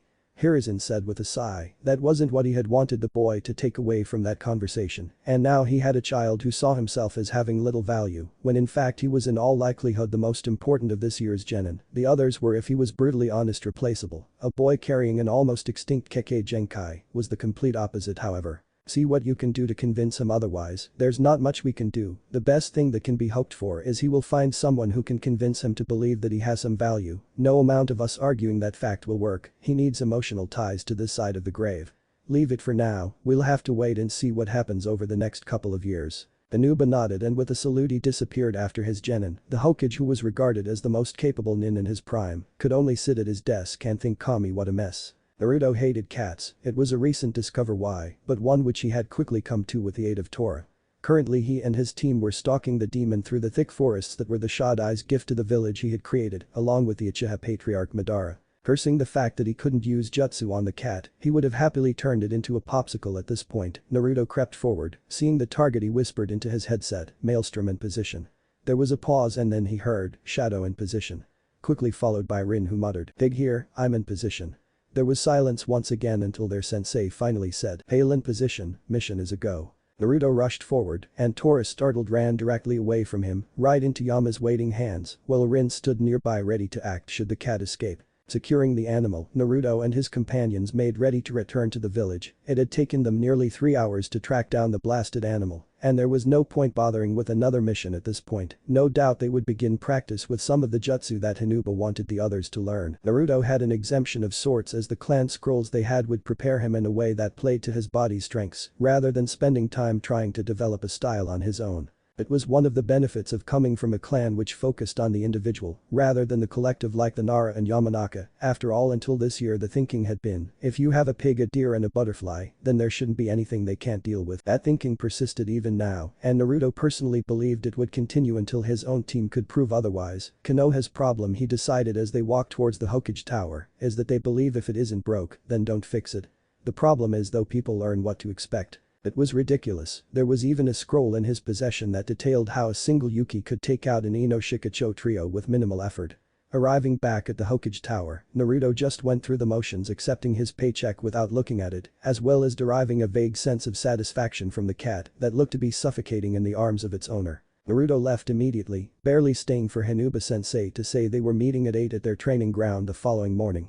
He aimlessly headed back to his apartment, the D rank seemingly causing him to lose brain power. The effort needed was so minimal. The weeks passed by and before Naruto knew it, nearly 6 months had passed. He and his teammates had progressed at a stupendous rate. They were miles ahead of where they had been when they had graduated, with nearly no jutsu and on the whole, completely unprepared for the lifestyle of a nin. Now they were a force to be reckoned with if they ever got to go on a mission that required them to enter into an actual combat situation, that is. They had done almost everything that it was possible to do a D-rank mission in. They had walked the Inyazuka Nin dogs countless times, and following the initial hunt, they had tracked Tora another 7 times. To be frank, Naruto was close to murdering someone if the missions didn't become more challenging. Yumachi didn't seem too bothered, but that was probably because he was a Nara. Rin, on the other hand, was far more vocal in her disappointment, even going so far as to attempt to kill the cat once. Finally, dissent in the ranks had reached a critical point. Even Yama had agreed that something needed to be done. So it was because of this that Hinuba Hyuga's 3 students cornered him one day after the latest D rank, which was grocery shopping for an old lady. Sensei? Rin asked sweetly, the tone warning the guys that she was close to murdering someone. Hinuba, oblivious to the intricacies of the auburn-haired girl's voice tones, responded with a casual, or at least what passed for casual among the famously uptight Hyugas, yes student. When are we going to get a proper mission? The voice became slightly dangerous, and even Hinuba was able to pick up on the fact that he should tread carefully here. When you are ready, was the taciturn reply. And we're not ready now. She exploded, her voice reaching a crescendo that would have done a certain pink-haired academy student proud. The noise still ringing in his ears, Hinuba glanced around at his other students, who responded with a vigorous nod from Yumachi and a small one, followed by an intense glare from Naruto, which in itself was telling, as Naruto usually kept things more bottled up than any Hyuga. Sighing, Hinuba nodded and said, I was waiting for this. In truth, you've been ready for a couple of weeks. Still, what we're about to do is not something that should be rushed into. It's a necessary part of becoming a true shinobi, but it's not something to be proud of. By the end of his short speech, he noticed that he had everyone's attention, which made him smile slightly. They really are respectful, he mused to himself. Nah, sensei, what is it? Rin asked, all the anger gone at this point and replaced with nervous trepidation. Your first kill and the next step into the world of the shinobi. He replied shortly. Everyone filched at that, it was a major milestone that had to be dealt with at some point they knew, but it remained a frightening prospect to the 3 13-year-olds. Meet me at the Hokage Tower at 10 tomorrow, Hinuba continued, we'll find a mission suited to this task and accomplish it. Pack light for a couple of days, I'll make sure to take an easy one. He continued in an attempt to get rid of the green tint that had appeared on Rin's face. Nodding, he stood up and walked off, without a backwards glance. He knew it was something that the children needed to get their heads around by themselves, and his presence would not be beneficial in this situation. Smiling slightly as he walked away, he couldn't help but look forward to tomorrow. He too was more than ready to give up on the D ranks himself, having had enough of Tora cat hunts back when he was a genin himself. Admittedly, it was different Tora, but they all behaved the same way, maybe they were conditioned. Bemused as he made his way to the clan compound, the branch family was meeting, which meant he would have to return to the place he hated more than anywhere else in the world, rather than returning to the apartment he had lived in for nearly a decade. Naruto sat alone eating a bowl of miso ramen in Ichiraku, the place that Mito never shut up about. Absently he poked at his food, thinking about what was to come tomorrow. He had thought he was ready, but the fact that he was less than 24 hours away from killing someone had thrown his mind into a confused loop. He stood up to go, leaving his food uneaten, and began walking away. Just as he was about to walk out, he heard a voice call out, Naruto. Turning, he was surprised to see that it was his old sensei from the academy, Iruka. Hey Iruka-sensei, the redhead said as he turned around and joined the scar-faced Chunin at his table. How have you been? Not bad, I've taken on a new class for their last year, he said. There's one girl that won't shut up about you. He finished with a smile, and Naruto instantly knew who he was referring to. So you're teaching Mito, huh? He asked, a slight smile crossing his pale face, surprising the man sitting across from him, as it was an alien feature on the boy's face, at least in his limited experience with the boy. You must care for her a lot. Iruka asked, attempting to draw the usually reserved boy into a conversation, something that he had failed at constantly when he was teaching him at the academy. Like a sister, I suppose, although I wouldn't know what that was. The boy responded, attempting to further express how he felt by waving his arms around. Iruka had to laugh at the sight of the usually reserved Naruto Yuki being so flustered. It doesn't matter, he said, attempting to reassure the boy, who was becoming more and more flustered the longer the conversation continued. Bonds are important, and it's good that you two have each other, it's that which gives the leaf its strength. Seeing that the boy had something on his mind, but not being close enough to him to be able to talk to him about it comfortably, Iruka rose and bid the young shinobi good night. Naruto sat there by himself for a while, listening to Tucci make a racket in the back before he too walked out and disappeared into the night. Kakashi Niasen wouldn't be the right person to talk about this sort of thing, but there was another walking with a new sense of purpose. Naruto turned and headed towards another series of apartments that were where a lot of the shinobi who were a bit younger than Kakashi tended to live. He could only hope that the person he wanted was there. He sighed, and breaking the silence that surrounded him, he spoke, come on Tenzo, you had better be home. Seemingly Tenzo was in fact home, as Naruto was soon to discover as he came upon the apartment that his pseudo-brother owned.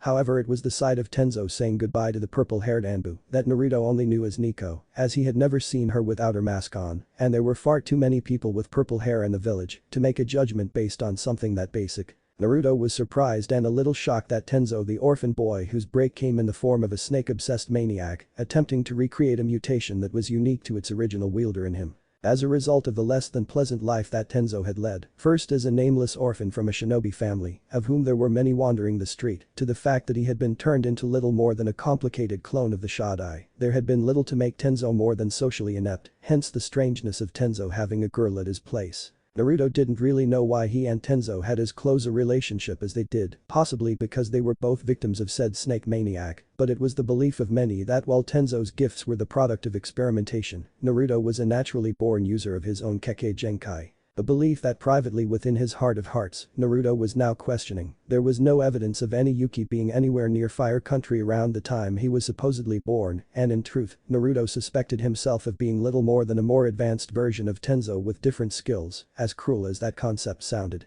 Still, it was even more likely, at least for Tenzo, that the reason their relationship existed was the fact that they were both the students of Kakashi, the only two the man had ever taken. Whereas Tenzo had been groomed and entered into Anbu under Kakashi, Naruto's lessons had been more along the lines of life lessons and survival skills, rather than jutsu or any major aspect of the shinobi arts. And while it may have been more appropriate to go to Kakashi about what was troubling him, Naruto got the feeling that it would be better to talk to Tenzo about this. The fact that Kakashi was more than likely to read his porn while discussing what was a very serious matter would be somewhat detrimental to the whole situation. approaching the door without being noticed, something that was the result, in no small part, of Tenzo staring at the point at which Nico had vanished from his sight. Naruto finally spoke and caught the man who had experienced the same horrors he had in his youth by surprise. "Hey Tenzo, never really figured you as one for a girl, you know," Naruto said wryly, the boy that was hidden behind his usual cold facade emerging for one of its few appearances. "Naruto," Tenzo replied, he spoke slowly, still after all these years, unused to talking, "what brings you here?" "A major milestone that I must face tomorrow that you would have significant experience with due to your position in our society, can I come in?" Naruto said, his voice taking on a darker quality towards the end. Tenzo's eyes widened in understanding, and wordlessly he opened his door and ushered one of his few friends inside. "You are going to take a life tomorrow," he stated once they were seated in an apartment that was, Naruto noticed, completely devoid of any personal items, something that had bothered him for as long as he had been coming to this particular apartment, which he had been doing since he had first began to live with Kakashi Niasen. "Yes," Naruto ground out, still somewhat surprised at how much the concept was bothering him. "It's strange, I always knew that I would be doing it at some point, and I knew when I met Hinuba-sensei for the first time that it would likely occur in a situation that he engineered himself, but it still bothers me." He finished with a frown, upset that despite his oath and the knowledge that he was oath-bound to serve his Hokage, he was getting worked up over killing some no-name bandit. "It's natural," Tenzo replied, speaking normally, now that they were discussing business as the older man was wont to call it. "The fact of the matter is, there is every chance that should you kill that man, you may well have saved a woman or a girl from a fate worse than death in some ways. You may save the life of a civilian who had the misfortune to be traveling the day that that bandit decides to raid the highway." Seeing Naruto beginning to accept this line of reasoning, he continued. "There is no way for me or anyone else to help you come to terms with what you will be faced with, but the truth of the matter is, you are a shinobi, and you will be faced with this almost every time you take a higher level mission for the village. The fact is you and I were attempts at a perfect shinobi, Orochimaru made sure of it, and we both know that giving us Kekkei Genkai was not all he did." Naruto's eyes widened at the last comment, and Tenzo smiled at the response. "Yes, I know you have suspected, and the fact that you don't look like the usual Yuki clansman has thrown most people off, but I remember watching you grow, and the chances were not instantaneous, and the snake always did call you his greatest success." That caused Naruto to wince, unbidden memories from the times when they were trapped underneath the Hokage monument, completely at the mercy of a man who was more than willing to sacrifice people to his summons, should they have outlived their usefulness, rising up from the dark recesses of his mind that Naruto had managed to banish them to after many years. There was silence in the room as each of its occupants struggled with the demons of their pasts, which were in some ways, many more times fierce than the Biju, if only in the fact that they would never truly leave them alone. "So have you seen Kakashi-senpai recently?" Tenzo asked, breaking them out of their dark thoughts, and the convocation turned to more pleasant topics. It was a content Naruto that left Tenzo's apartment later that night. The man's words, while awkward, set his mind at ease. He quickly walked back to his apartment and swiftly fell asleep, despite the occasional sound of a muffled Hokage and Raymond, the latter occurring more often than the former, managing to penetrate the walls that divided his apartment from Mito's. Before sleep claimed him, Naruto smiled. He was ready to face tomorrow, that he knew, it was just a matter of finding out why he was prepared now. The crisp morning air was cold, and the three genin, with the exception of Naruto himself, were shivering as they waited for Hinuba to arrive.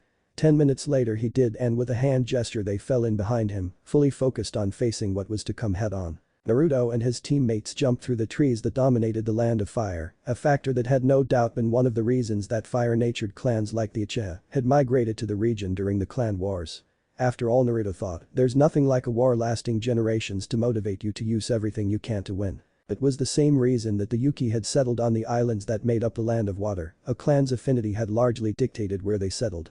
And with the advent of villages, little had changed, bar the obvious fact that the Land of Fire, while it had an extensive fire jutsu library, it had very little to offer for the other elements. Despite this, Konoha was better off than most, simply because the Senju, refusing to focus on any one aspect of the shinobi arts, had ensured that Konoha had a fairly respectable amount of information on a range of subjects. All of this was rushing through Naruto's head as he jumped from tree to tree, ignoring the scenery, despite the fact he had never left the village before. But still, if you've seen one tree you've seen them all, and after 3 hours of traversing the forest, Naruto had most definitely seen enough trees for a lifetime. He knew he was ignoring the main issue at hand, that being what he was going to be doing shortly, especially as while it was interesting, population distribution had never really been his thing.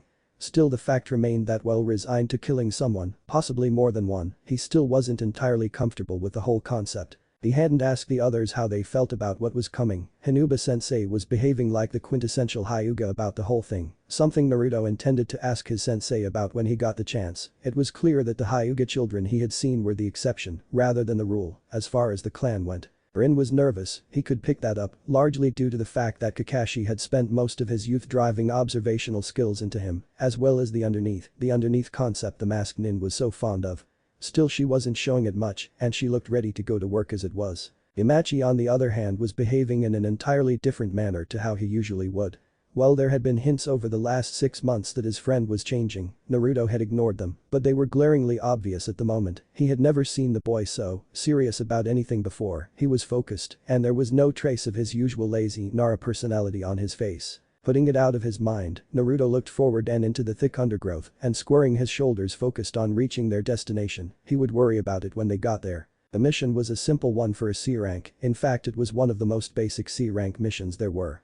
Because a nation's shinobi forces were responsible for internal security, it was their role to purge any bandits that set up base within the country's borders, and so it was that Konoha killed the bandits, while the daimyo of Hai no Kuni paid the village a commission to do so. So it was that the late afternoon sun penetrated the dense forest canopy and showed 4 figures studying an encampment that despite how poorly constructed it was, seemed efficient nonetheless. Anuba turned back to look at his students, the veins around his eyes bulging, signifying the fact that he was using his clan's Kekkei Genkai, a powerful ability, but one that often fell by the wayside in comparison to the Sharingan or even the legends about the Rinnegan. Right, there are around 100 men in there, no prisoners which will make things easy, he began. Naruto, do you have any wide area effect ninjutsu you can pull off? He asked his red-headed student who shook his head in the negative. No, but I do have a jutsu that will work. It would be better if I worked by myself however. It's not something that will let you fight easily without major training and using it. He replied, his tone slightly apologetic, but the undercurrent of fear still coming through. That made Hinuba smile. He hadn't thought the boy had it in him to be afraid, maybe there's hope for him yet. He thought the boy acted so much like Kakashi used to when he was a kid it was scary. Fine, he began, closing his eyes briefly, you take care of the southern side, there are less of them there. Rin and Yumachi move around and go in from the east. You should have no trouble working together. Rin, you'll have to be the one dealing with them up close and personal, but Yumachi should prove more than enough support for you. I'll come in from the northwest and deal with anyone who escapes you three. Here he paused and took a breather before continuing, if any of them escape, it won't matter overly much, they'll be picked up by another team at some point. The main objective of this mission is for you to, at the very least, kill one of them. This is something you truly need to get out of the way as soon as possible, so that you don't freeze in a real combat situation with an enemy shinobi. When they nodded, he stood looking at them proudly as he smiled and whispered good luck, now go. And with that Team 11 moved off to accomplish their respective goals. Naruto was hidden behind a bush surveying his avenue of attack. There were sentries around, but they weren't particularly alert, which would make this part fairly easy he hoped. Not thinking about what was coming next he pulled out his water bottle. He really needed a better way of carrying water around he decided. Pouring the water onto the ground he put the now half-empty bottle away and began to perform the hand signs for a jutsu that while low level, was particularly useful in these situations. Bird, ox, dog, hare. Hyoten. Hiyamisudo no jutsu, ice release. Cold mist jutsu he said and taking a deep breath and placed his hands over the puddle of water. Breathing out instantly he felt the temperature drop and the water on the ground evaporate, even as the water in the air condensed to the point where it felt like he was walking in a very cold haze. He stood up even as he heard the stunned cries of the guards, and knowing he had no time to waste, he began to make his way through the fog that he had so successfully created. Before he knew what was happening, a figure jumped out of the mist, not even thinking. Naruto thrust his hands out and grabbing the man on his shoulders, he reached for the ice that flowed within him and pushed it out through his hands. The raw chakra poured out of his palms, and the man began to scream as the area where Naruto had grabbed was encased in the rock-hard ice of the Yuki clan. The screams died on his lips as the ice spread up his neck, freezing the muscles. Naruto continued pushing ice through his hands before dropping the man. A sharp shattering sound when he hit the ground signified that the man's neck was broken. Looking at the body on the ground, Naruto frowned. It was the first time he had done that, and just as his sensei had said it would be, it was a devastating technique. Looking around, Naruto frowned. No one would be able to see what happened in the mist as it obscured people's vision, even as the cold sapped their strength. Even so, he couldn't afford to muck around anymore. Not even thinking of the fact that he had just killed someone, Naruto prepared for another jutsu, one he was far more familiar with and was in fact the first he had learned from the scrolls, making the hare hand sign, the only one he needed at this point. He manipulated the chakra, giving the energy inside him a concept around which it could form. Hyoten. Kumarai no kunai. Ice release. Ice kunai, he whispered quietly, no longer sure how close his enemies were. He felt the chakra flow and shape into a pair of kunai that he grasped with his hands in a reverse grip. Reaching out to the mist that still hung in the air, he felt through it for a disturbance that denoted a living person and stalked through the now chaotic camp. It was strange, but had Naruto stopped for a moment he would have realized that ever since he had made the decision about what jutsu to use, he had been running on instinct, an instinct that even now was screaming a single line in his head, hesitate and die, hesitate and die, the voice repeated over and over in the boy's head, to which Naruto no longer paid any heed. Rather he followed it on a subconscious level. The disturbance alerted him to an enemy nearby, and he spun, the icy blade in his hand flashing up, even as a cry, and a gush of blood from the bandit's neck signified a killing blow. No longer thinking clearly, and caught up in the rush and flow of battle, Naruto dashed into the camp, weaving and diving through the bandits who were still confused and as a result, unable to mount anything resembling a response to the ice-wielding redhead, who was tearing through the untrained men who usually spent their time raiding the merchant caravans that made their way to the nation's capital. Emerging from the mist, caked in the blood of the men he had killed with a wild look in his eyes and the icy mist swirling around him, Naruto mused, he must have looked like some kind of demon to the two remaining men who were stationed on the side of the camp that Naruto was currently assaulting. Before they could even draw the katanas that were sheathed at their sides, Naruto flipped his now bloody kunai around and with careful aim, let them fly, each finding their mark in the men's bodies, whereupon they both fell, screaming in pain as the icy weapons pierced their stomachs. Fortunately their agony was short-lived as Naruto strode forward, repeating the jutsu and slicing their necks, bringing their lives to a sudden end. Naruto glanced around, chest heaving as he looked for more bandits, but he could find none. Collapsing to the ground, Naruto could only stare at his body and the blood that covered it in mute horror. At the time he hadn't been aware of what was happening, so caught up in the one-sided game of life and death that he was involved in. Even now he could hear the voice in the back of his head screaming as it urged him to find more bandits and kill them, repeating the strange litany that urged Naruto to dance across the battlefield, spreading death and destruction like the ice demons that his clan were named after. Gasping, he attempted to wrap his head around what he had done. He had killed, not once but many times, so many times he had actually lost count in the melee. Attempting to wrap his head around what he had just done, he found himself experiencing a moment of clarity in the midst of the chaos that surrounded him. Even now he could hear the cries of the camp's other inhabitants as they attempted to fight back against his teammates. Grasping onto the clarity he felt, Naruto began to rationalize what he had just done. They wanted to kill me, he thought, his heart still hammering away in his chest, even as the blood of the men he had just killed dripped down and onto the dirt below him. No, I didn't kill humans, I killed animals that were attacking people, defenseless people, merchants who couldn't fight back. Those kinds of beasts don't deserve mercy. Satisfied with what he had done, Naruto picked himself up and drawing water from the air around him, he cleaned the blood off himself. However, even as he finished he heard a scream that belonged to someone he knew very well, Rin. He thought before rushing in the direction of the voice, determined to help his teammate. The scene that Naruto came across when he had finally managed to track down his teammates was a shocking one. Rin was on the ground, blood pouring out of a cut along her sword hand, while her tanto lay on the ground, just out of her reach. Yama, Naruto noticed, was holding the bandits back with one of his clan's shadow jutsu, although he was straining from the number of men he was restraining. Naruto, thinking quickly, poured the rest of the water in his bottle onto the ground and began going through the hand seals for the deadliest jutsu he knew. Finishing the 20 hand signs that he needed to mold the chakra, Naruto bellowed out Hyoten. Senator Supeku, ice release. Thousand spikes. Slowly, the water in the air bled out and gathered around the restrained bandits before suddenly condensing and hardening. The end result was a mass of spikes formed from ice rising up and skewering the restrained bandits, none of whom could do anything but scream as the hardened ice slowly rose up and through their bodies. Dropping the jutsu when the last screams died away, Naruto rushed over to his downed comrade, who had taken a bandage out of her supply kit and was somehow managing to wrap it around her cut, despite only having one hand to perform the action with. Crouching down, Naruto helped her wrap up the wound, while Yama kept an eye out for enemies. When that was done, Naruto stood up and dragging Rin to her feet despite her protests that she could do it on her own, he looked at his two friends and asked, "You alright?" The stress of their current situation allowing the worry to come through in his voice. "Yeah, fine," Rin replied, still breathing heavily. "I got caught out for not paying attention, and then before we knew what was happening, they were everywhere." Pausing, she looked at the results of Naruto's jutsu. "Still," she continued, "you made short work of them with that, whatever that was." She finished while staring at Naruto intently. "Thanks," he replied, "it's pretty chakra intensive though, I can't pull too many of them off, still I think we've managed to get most of them. We'll leave you here, Rin, and then go and do clean up on what's left, sensei will have finished by now anyway." At the girl's nod, they deposited her in a hollow they had found and went through the camp, systematically eliminating anyone they could find. Not long after they were met by Hinuba, and so it was that no more than 2 hours after they had entered the camp, the Genin team was out with the camp burning in the twilight. Judging it too late to attempt to return to Konoha, they set up a camp not far from the still burning bandit camp and attempted to come to terms with what they had done. It was here that Naruto's conversation with Tenzo and his own on-field rationalization came into their own, allowing him to accept what had happened as his teammates, who had been raised to accept this part of a nin's work. Naruto had spent most of the night looking at Hinuba oddly, and the older man had a fairly good idea of what was coming, so judging it to be prudent to at least begin addressing the issues around the upcoming conversation, Hinuba began talking. "Sit down, I figure you deserve to know something about me at this point." He began and all 3 of his students sat down waiting for him to continue. "There is a division within my clan, the main house and the branch house."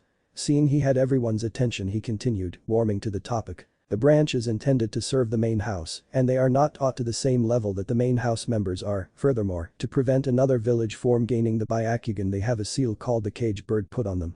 At that point he raised his forehead protected showing everyone the seal on his own forehead. "It has been a major issue over the last few years, and the Hyuga that you 3 are most likely to have come into contact with have been shaped directly by it." It was at this point that Naruto interrupted. "You mean Neji and the Hinata girl?"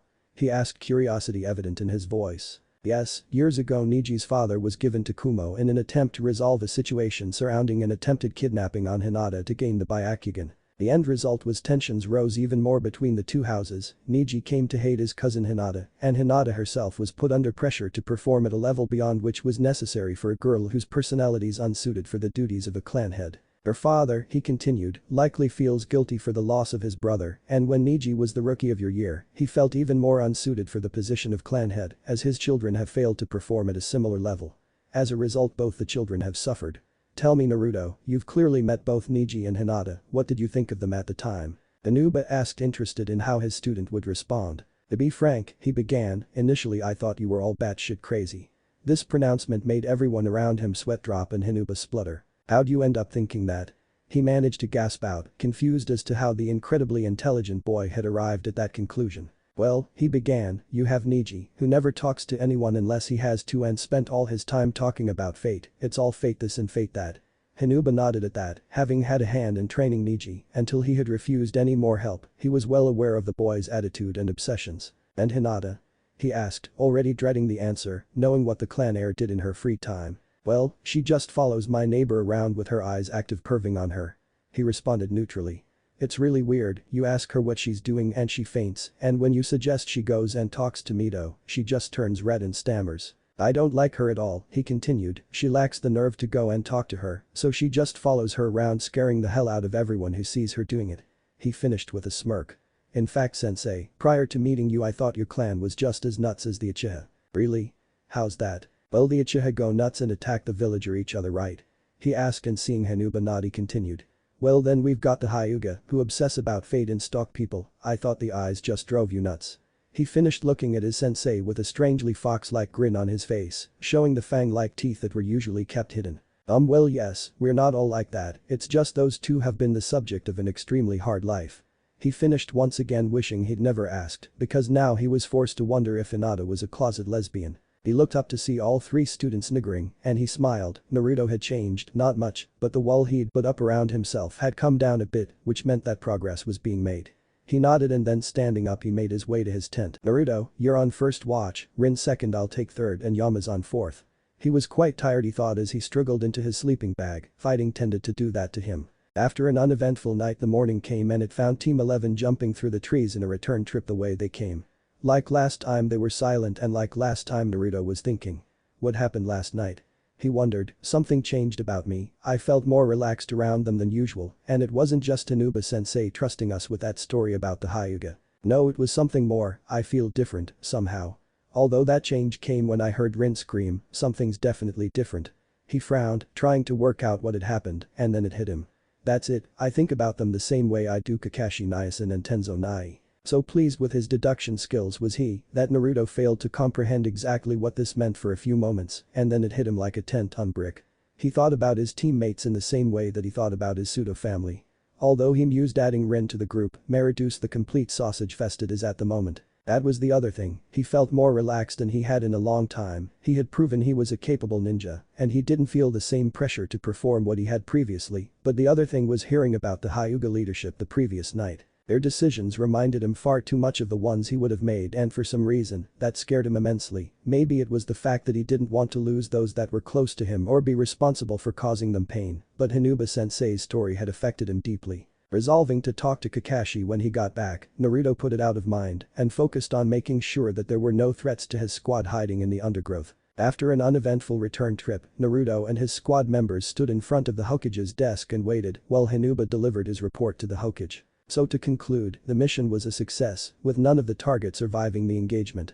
All the genin conducted themselves well and have emerged as fully blooded and prepared for a shinobi lifestyle. Hinuba concluded, with a hint of pride showing through at the end of the statement. The Hokage himself was smiling proudly at the students, all of whom puffed themselves up slightly under his gaze. Excellent work then, I'll have the money put in your accounts, and no doubt the Fire Lord will be pleased that the roadways are safe once again.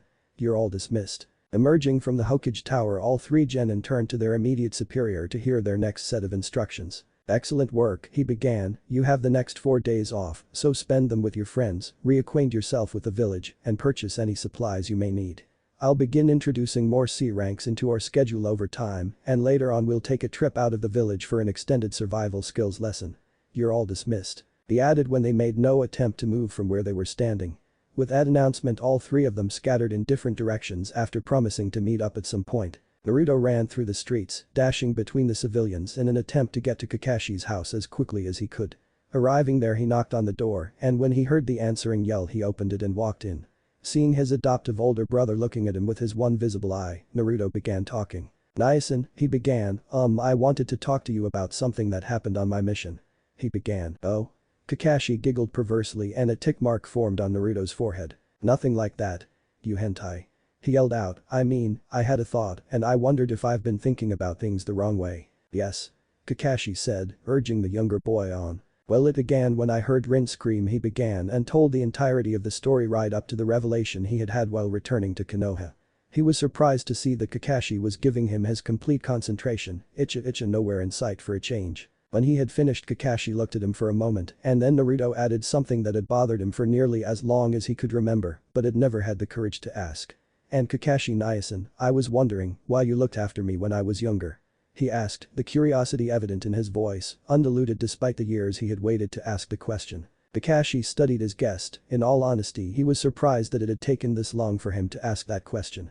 Collecting his thoughts, he decided that it was time, in fact this could be a life-changing conversation for the red-headed boy, and that it was time he heard Kakashi's own life-changing experience. Naruto, come and sit down and let me tell you 2 stories, one's about a boy named Obito Uchiha, and the other is about a man named Minato Namikaze and his son named Naruto. Naruto emerged from Kakashi's apartment deep in thought. The story about Kakashi's dead best friend had convinced him that he needed to appreciate people more, but it would be difficult to replace a belief system that he had had since he was 8. Then like lightning another thought occurred to him. He had heard of the Will of Fire, but he had never really thought about it other than being a metaphor for the village. But what was Konoha? It wasn't the buildings that the Shodai had made, nor the ones that had been built following it, it was more than that. The Will of Fire was the people that made Konoha what it was for him, the people like Kakashi, Tenzo and his teammates, even Mito his neighbor who while he wouldn't have counted as a close friend, was certainly someone whom he felt responsible to protect like he might a little sister.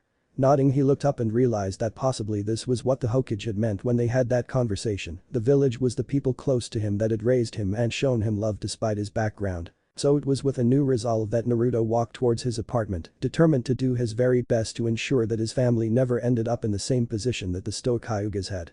It wasn't like he was suddenly going to turn into Mito, he really couldn't see himself as being anything but serious, but he was fully prepared to relax a bit and open up to more people. It was strange, but perhaps he needed to have seen Rin hurt to fully appreciate what the Hokage was always talking about. Smiling, he set off towards his apartment, fully intending on dealing with these revelations after sleeping for at least a day. Naruto woke to a hammering on his door, groaning he rolled over, hoping that they would just go away.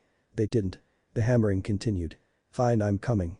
Naruto yelled out and grumbling he staggered out of bed and made his way towards the door. Opening it, he was surprised to see both Himachi and Rin there. Suddenly he felt slightly self-conscious about the fact that he was standing there in only his sleeping pants.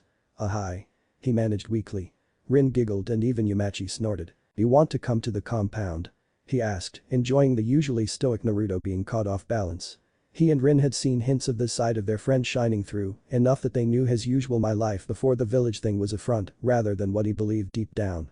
But it was still a shock to see him act in any way other than his usual cold soldier personality. "Yeah, sure, just let me get changed." Naruto responded and he shut the door. Immediately afterwards they heard banging and crashing from beyond the door before he emerged in his usual dress. "Come on, let's go then," he grumbled, still somewhat upset about being woken up when he had wanted to sleep. Still giggling, Rin led the way while Yama and Naruto walked slightly behind, Naruto questioning his friend about what was happening at the Nara clan compound. "Why," he said shocked, "the newest Ino Shikacho is being informed of their glorious destiny," he said, the humor shining though his comment. Rin burst out laughing at that pronouncement and Naruto openly grinned, gray eyes mirthful, the opposite of the ice-like quality they usually displayed. "I'm sure Ino will be just ecstatic," he replied, remembering the girl's almost fanatical loyalty to the Uchiha last he had spoken to her several months ago and her desire to be on a team with him. The wailing could be heard although the clan compound this morning. Rin exclaimed gleefully, she herself couldn't stand Sasuke and found Ino's attitude almost as disgusting as Inoichi did. She was surprised at the changes occurring in Naruto, but Hinuba had warned the two that it may be coming, and if she was honest with herself, she enjoyed this Naruto far more than the terminally depressed one that was usually present. Returning to the conversation, which Naruto seemed to be enjoying immensely, she caught Yama talking about Ino's civilian friend rival. "And she's even more obsessed than Ino is?" Naruto asked incredulously, shocked that there was anyone like that. "All the civilian students are like that, the funny thing is the clan had to be wiped out to only one member before they enjoyed any popularity," Yama said laughing.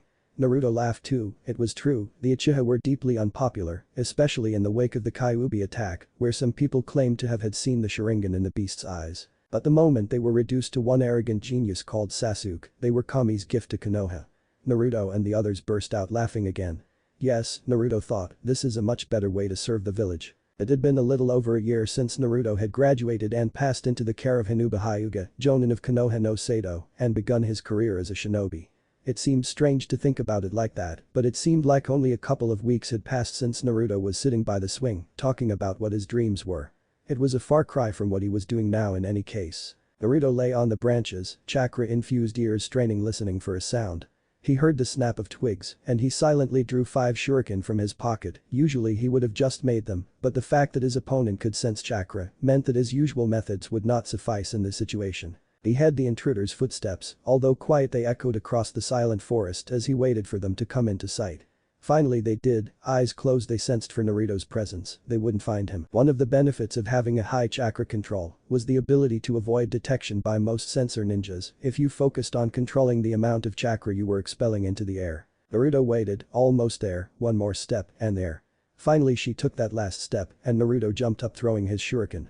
The weapons screamed as they tore through the air before cutting through his opponent's clothes and pinning them to the tree opposite the one Naruto had begun his ambush from. Jumping down to his prisoner, he formed the hand sign for what was becoming his most often used jutsu, and Rin Yamanaka found an icy kunai at her throat. "Yield." Naruto's voice echoed through the forest, void of any form of life save the two of them. Rin struggled, but she knew it was futile, she was trapped and at the boy's mercy. "I surrender." She ground out, this wasn't supposed to happen, damn it. But the fact remained that Naruto had captured her, easily in fact, which made it all the more galling. "Here," Naruto thrust out a blue tag. "You know what to do." Whatever else he was going to say was cut off by a new voice that echoed across the forested area. "Hajime no Jutsu, Shadow Imitation Jutsu." Naruto felt like cursing, but restrained the feeling, barely. "Right, now both of you surrender to me, or I'll make you both cut your throats." Both Naruto and Rin groaned as Yama made his presence known and in the process won the game that they were engaged in. He chuckled and tossed his two teammates 2 red tags which they reluctantly attached to themselves and followed their black-haired teammate out of the forest and back to their camp. Inuba-sensei was waiting for them and uncharacteristically grinned when he saw them, although Naruto was no longer sure that his sensei was actually as cold a person as he made himself out to be. He put the thoughts out of his mind, he had long since given up trying to understand the Hyugas. "Yama won?" the Jonin asked, and his grin widened when he saw their reluctant nods. "What did you learn this time?" he asked. "Not to rely on my sensing techniques wholly," Rin said, glaring at Naruto as if it was his fault. "Good, you need to remember that while they will get more effective the more you practice, Rin, at this point your other senses are just as useful, if not better in some situations." She nodded and sat down, taking out some of the ration packs that the team had and passing them around. "What about you, Naruto?" Naruto sighed, it was a simple lesson, and one that he constantly needed reminding of. Keep my eyes open. He grumbled, making Yama laugh. Indeed, although you have all made tremendous strides and we only need to polish your skills at this point, it is worth remembering that basic skill. He paused and looked at each of his students individually before turning back to Naruto. Clones would solve your problem, I assume there is a form of Hyoten clone. He asked. Naruto nodded, personally he disliked clone techniques, but he couldn't deny their usefulness. Right, we'll break for lunch and after this you can work on your own, clan related or otherwise, I will be around for advice naturally, but personal development is always the best. The genin nodded, this was an old spiel, and they were aware of their sensei's belief in this avenue of learning, of course it worked, most things Hinuba Hyuga believed intended to work. Sitting on his log, absently poking his rations, Naruto wondered how Kakashi was handling being a Jonin sensei.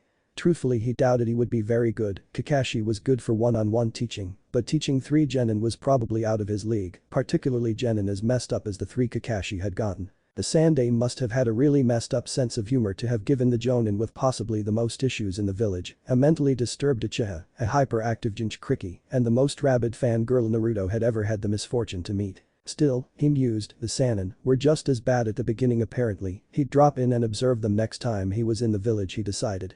He looked towards the coast, he could just make out Nami no Kuni if he strained his eyes. Breaking out of his thoughts he looked around, it had been several months since that first C-rank mission and they had taken several more, enough so that while Naruto would never be completely able to accept killing, he could see the necessity of it both for his team and for the benefit of Konoha. This had gone on for several months and then Hinuba had taken them out here to experience living in the wild for 2 weeks and to undergo training away from the village's distractions. It had worked very well in fact. Naruto and his team had made huge advancements in the ninja art since they came here and Naruto personally couldn't wait for the Chunin exams that were coming up. Finishing his meal he stood up and moved to the corner he had taken to working on his Genjutsu. Hinuba was a willing and able test subject and over the last week, Naruto's love for the illusionary arts had grown and he hoped to one day be as good as Itachi Uchiha or Kurina Yuhi. Brushing all thoughts aside, he concentrated on casting one of the bigger Yuki Genjutsu, there were quite a number that he wanted to have done by the time they returned to the village. You wouldn't know it by looking at him or even speaking to him, but Kakashi Haddock was a hard man. He had experienced much and he had killed far too many people for him to be as goofy as he pretended to be. The serious side of himself was something that he rarely let escape him, but he was coming close to it right now. He looked at his genin squad, he liked them all, even Sasuke, as hard as that was, but even so they were trying his patience. He repressed a groan, this was meant to be a simple C-rank, instead he was contending with Zabuza Mamachi, and Kakashi was in no shape to be in a fight like that anymore, maybe if they were going to find themselves in these situations, he should start training more. He'd have to ask Tenzo and Yugao if they were up to training with him again. He was a long way from the Anbu who had trained Itachi. He returned to looking at them, Mito and Sasuke had done well so far, Sakura not so much, but that had been expected. But none of them would be able to fight the demon brothers, Zabuza and the hunter Nin by themselves. He needed help, desperately and the way back to Konoha was likely closed off at this point. Still he did have the flair. He looked at his students again, he had a week to train them, but it wasn't enough, Mito had the potential to become good, but her arrogance prevented her learning anything worthwhile in the week, Sakura was still too concerned with Sasuke to achieve anything, and Sasuke needed to active his Sharingan, something that Kakashi had hoped would happen here with a bandit. No, there was nothing for it, he would need to use the flare. He thought back to the conversation with the Hokage just prior to leaving. I have a bad feeling Kakashi. Hokage-sama. There are some disturbing reports coming out of Wave, I think that the client isn't telling us the whole truth, but I can't do anything about it now. So it would be best if you keep your eyes open and be prepared for anything. Yes, Hokage-sama. However there may be a way that we can get some help to you. Hokage-sama. There's a team on an extended training trip near Wave, take a flare and call them in if they are needed, they should prove more than capable. Yes, Hokage-sama. Another thing, Kakashi, if you see a fellow by the name of Gato shipping, it would be in the village's interests to see him taken dealt with. Is that a mission, Hokage-sama? No, consider it an added benefit for the village, should an opportunity fall into your lap, don't search for him however, chances are we may get an outside contract on him, but keep your eyes, eye open for him. Yes, Hokage-sama. Good luck Kakashi and I hope you won't need that flare, but I have a feeling, and you shouldn't ignore bad feelings when you get to my age. And if it comes down to it, the others are expendable, keep Mito alive, we need the Jinchuriki otherwise we run the risk of leaving ourselves open to attack. Kakashi nodded, he would have protected Mito anyway, Sasuke was no Obito, and he cared more for his sensei's daughter than he did a third cousin of his best friend. And as cruel as it was, Sakura had nothing going for her anyway. There were other people like Naruto with good chakra control and with larger reserves than Sakura. Kakashi sighed, he had hoped he wouldn't have to use it, but there really was no way out of it. He wondered who the team was. The Hokage had refused to tell him, although from the old man's expression, he knew the Jonin at least. He really hoped it wasn't Guy's team. That was the last thing the mess he found himself in needed, Guy, a Guy clone and another breeding genius with fancy eyes. He wasn't sure about the girl. She had a fetish of some kind, he remembered Naruto saying. Putting the thoughts out of mind, he turned around and looked at the bridge builder's family and his genin. I'm going to call in some help and I'll start training you three tomorrow. Mito looked absolutely giddy at that, which was nice. When the training began, she usually refused to do it, saying she was awesome enough, which counterbalanced it all. Sasuke looked interested and Sakura was looking to Sasuke to try and get an indication of what to do. What does it matter? Everyone's going to die. That was the grandkid, seemed like he needed to lighten up to Kakashi. He probably hadn't seen his best friend crushed by a rock or his sensei killed by a rampaging fox made out of chakra. Regardless, they are available and we need the help. They have more experience than you three do, so they will be able to hold up their end in a fight. Sasuke smirked. He would smirk, Kakashi thought sourly. Maybe the boy thought he could swap teams. Anyway, go to bed, we'll be up early and I need to set the flare. Tazuna, can you help me outside? No one argued, thankfully, and for that Kakashi was eternally thankful for as he struggled outside and pumped the chakra needed into the thing before it fired, a bright red trail of smoke coming out before it burst into a bright white light. In the wake of that, there was a huge mass of neon yellow smoke floating in the breeze. It was done and now Kakashi could try and recover. He hadn't thought having a team of genin would be so awful. He had been ready for a lot of deer ranks and not much else. Next time he'd make sure he got 3 Naras, he decided. At least he would be able to read in peace that way. He wondered what Naruto was doing. His Itato had to be doing something better than this. Aku watched a bright cloud rise into the sky. She knew what it was, of course, but she hadn't expected the Konohanins to have another team anywhere close enough to use one. It would be problematic, she decided as she walked further into the hideout to let Zabuza-sama know of the latest development. Truthfully, she was really starting to hate Wave. It had better be worth it or she was going to be pissed off. She glowered at the demon brothers as she walked past them. Why couldn't they have just killed the old man? She disliked killing, hated it in fact, but still one death was better than the current nightmare they were in. Zabuza-sama, the Konohanins have let off a flare, reinforcements will be coming. She said respectfully. Zabuza cursed, something he was doing more and more in Wave, she reflected. We'll have to wait it out, hopefully you and the demon brothers can deal with them, and I'll have to deal with Kakashi. Here he grinned, or at least she thought he grinned. It was hard to see with the bandages in the way, he's not nearly as strong as the bingo book says. Aku felt like shrugging, really she just wanted to finish here and go somewhere else. She disliked that slime ball Gato immensely. Preferably Kakashi would kill him and everyone could leave happy. With that thought she left. She would have to find herbs at some point to help Zabuza-sama, who was starting to get on her nerves. Surely someone other than Gato could have employed them. Naruto felt a hand shaking his shoulder and instantly he was awake. Grabbing the kunai that he kept by his sleeping bag, he sat up and just about stabbed Hinuba-sensei in his eyes. Sensei? He questioned, unsure about what was happening. He'd been having a very pleasant dream about a black-haired girl with very nice legs, doing some very nice things, and then he woke to those creepy eyes staring at him. Grab your stuff, we're heading out. Hinuba said, clearly oblivious to what he had interrupted. Naruto nodded, and so it was a fully outfitted Team Hinuba who were awake and ready to move at 5:30 in the morning. They quickly fell into formation and began the long run across the water towards Wave. Naruto was looking forward to this in a strange way. Meeting another team would be interesting, especially if it was guys. He hadn't seen any of them recently, and he was curious to see what it was like studying under a famous nin like Guy. He glanced around at his companions. Hinuba-sensei, well, he could only see the back of his face, although mind you the front usually wasn't that informative either really. Rin had her eyes closed and was clearly practicing the sensory technique that she had been working on. It was a useful skill to have and one that came up occasionally in her branch of the clan. Yama on the other hand was looking around the area with interest, not that Naruto really thought he would find anything interesting until they reached the mainland of Wave. Naruto then considered himself, Wave was a very humid area and so he wouldn't be as drained as he was when he used his skills back in the land of fire, so he may finally be able to use his best technique to date in combat and of course, use his own original jutsu. A smile graced his features, the overhanging fangs appearing again. He had been showing them more and more lately. Funnily enough, he had noticed Mito had them as well. Maybe it was because they were both Uzumaki. He was going to have to talk to the girl about that at some point. She deserved to know why she was alone in any case. Yeah, he would have to do that when he next saw her. Looking around he saw that they were halfway there already. Water walking was a skill that came easily to them all at this point. Control was a requirement for both Yama and Rin's techniques to work best, and Naruto had always been blessed with exceptional control considering his reserves, a gift from Orochimaru he supposed. He wondered what else the Snake Man had given him. He had had far more done to him than Tenzo he knew, but how much remained a mystery, and it would remain so until he met Tsunade.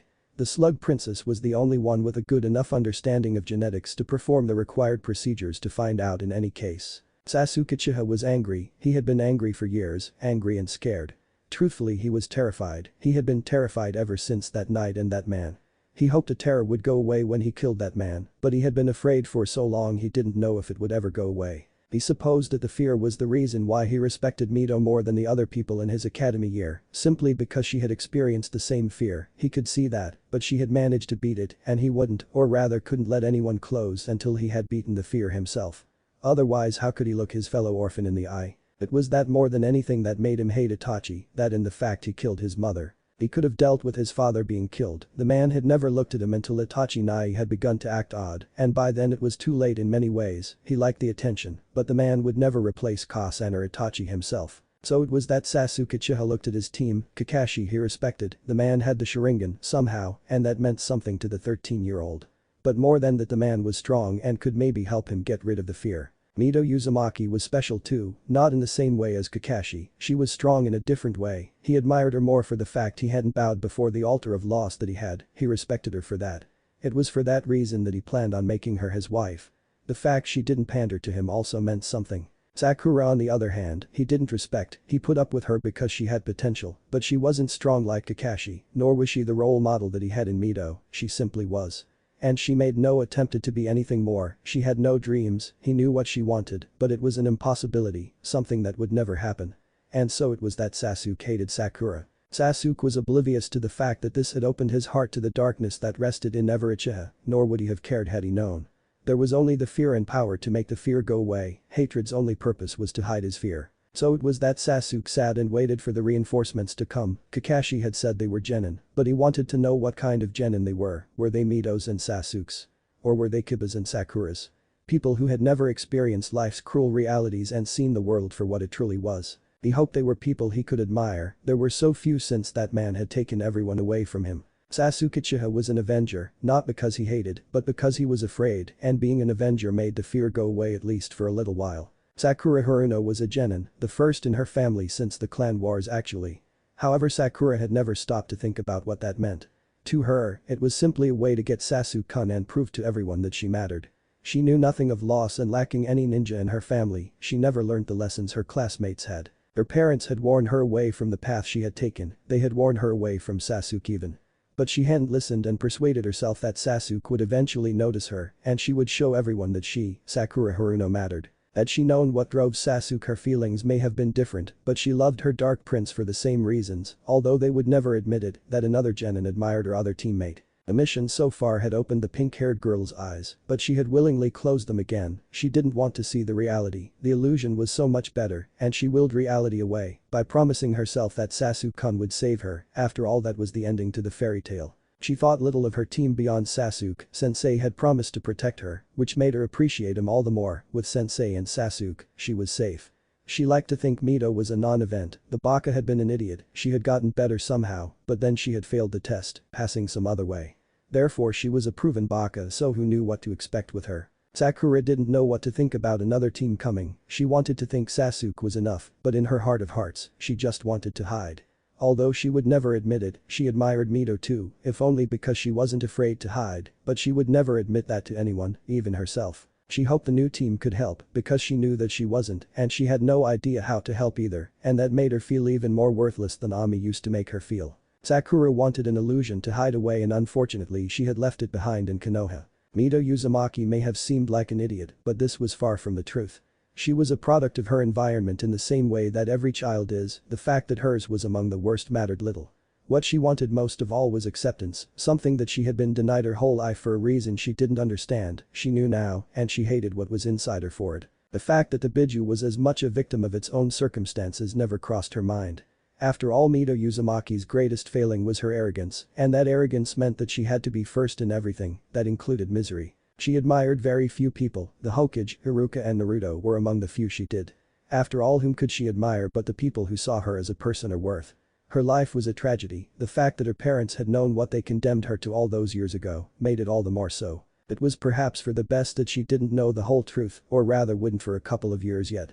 Tragedy after all rarely bred acceptance, and Mito Uzumaki, well, she may have been the exception in many cases, this wasn't one of them. So it was that locked within her own thoughts, she pondered the new team, she hoped they wouldn't look at her with those cold eyes. Kakashi may have been a pervert, Sasuke team and Sakura fangirl, but at least they didn't have cold eyes. She didn't know if she could have coped if they had cold eyes. Thinking of that, her eyes turned to Sasuke. She admired Sasuke, not like his fangirls did. But because out of everyone he had the potential to know how she felt, this had bred a certain amount of respect between them. If she was brutally honest with herself, she was pleased he was on her team, at least he knew what loss was. Kakashi knew too, it was in his eyes. But Sasuke was more important because he was like her, and because of that she would make sure to keep him close. Deep within the girl, crimson eyes opened and looked at its surroundings. It was different, but similar to what it had experienced ever since it fell under the spell of those foul eyes so many years ago. It screamed, its maw opened wide as it once again found itself in a prison, so similar but at the same time so different to its old one. 9 tails swirled around its body in rage, but it didn't try to break out. What was the point? If it were a lesser beast, the Kyuubi would have been broken long ago, but the Kyuubi was more than that, it was the Kyuubi, and because of that it would wait. It would refuse to bow to a mere human, it would show everyone that its kind weren't not tools. The Kyuubi was trapped by its own nature far more than any cage it had found itself in, and that was the beast's own personal tragedy. It was a tragedy that the two heroes of their own respective tragedies would never realize their similarities, but then again that was the nature of the third tragedy that hung around Mito Uzumaki. Truly her family was cursed by circumstance. Naruto sighed as his feet hit land once again. He found water walking an easy exercise usually, but that had taken a fair amount of effort, if only for the length of time they had spent doing it. Hinuba gestured and Naruto and his teammates fell in behind the man, soundlessly moving forward and further into the island. Rin, try and sense the other team, they should be easy to find, just look for the biggest chakra signatures. Yes, sensei. Rin replied and moved in between the two boys, and closing her eyes began to try and find out where they were meant to be going. Hey, sensei, what was that flare thing for? Yama asked as they sprinted forward and began making their way to where that village was. It's a flare, they're left over from the war mostly. The older man replied, typically they're used to call in reinforcements, although there was a Takebetsu jonin called Kushina who used one as a weapon at one point. How did she do that? Naruto asked, his curiosity obvious. Pointed it at the enemy, lit it and burnt their eyes out. She wasn't the most subtle of people. Came the reply, the man's tone obviously showing that he was lost in the memories of the past. Huh. Was all Naruto could say. It sounded clever but not very graceful, kind of thing a thug-like person would come up with, Mito Uzumaki in particular. Eventually the village came into view, and Naruto was reminded of the bandit camp that they had torched so early on in their careers. The signs of poverty and desperation hung in the air, making it obvious to the shinobi team that Wave was having some very big problems. Not really a pleasant place, is it? Yama asked, glancing around. Naruto just grunted in response, searching for threats, a difficult task due to the huge number of unwashed villagers on all sides. Neither Hinuba or Rin bothered doing that much, and the black-haired boy fell into silence. Sensei, we're close. Rin murmured, her eyes remaining closed. Keep sharp everyone, be on your guard. Hinuba said, his fingers unconsciously fingering the kunai that was strapped to his waist. The sooner we get to wherever the other team is the better. Naruto muttered to Yama, the taller boy nodding to his friend's comment before his ever-moving eyes returned to scanning the civilians. They weren't much of a threat, but even an academy student could kill a kage in some situations, hence another importance lesson for a shinobi: constant vigilance. They're there. Rin said, opening her eyes and pointing to a home that looked slightly better off than the others they had passed. Hinuba nodded and strode forward, Naruto following, his attention slipping seeing as they were so near their goal.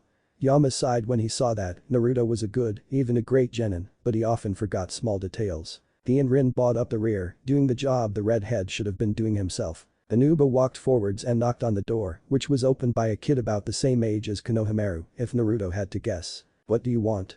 The kid asked. Well, he's a bundle of joy, isn't he? Rin muttered, glaring slightly at the boy. Naruto snorted, the kid seemed like he had terminal depression. We're Konoha ninja, we were called in last night. Hinuba said, looking at the kid, who clearly cowed by their sensei's freaky eyes. Let them in. Come in then, it doesn't matter, you're all going to die. The kid muttered before turning and walking into the building. More people are here. Naruto and his teammates followed the kid in. There must be something in the water to make them all depressed and against washing.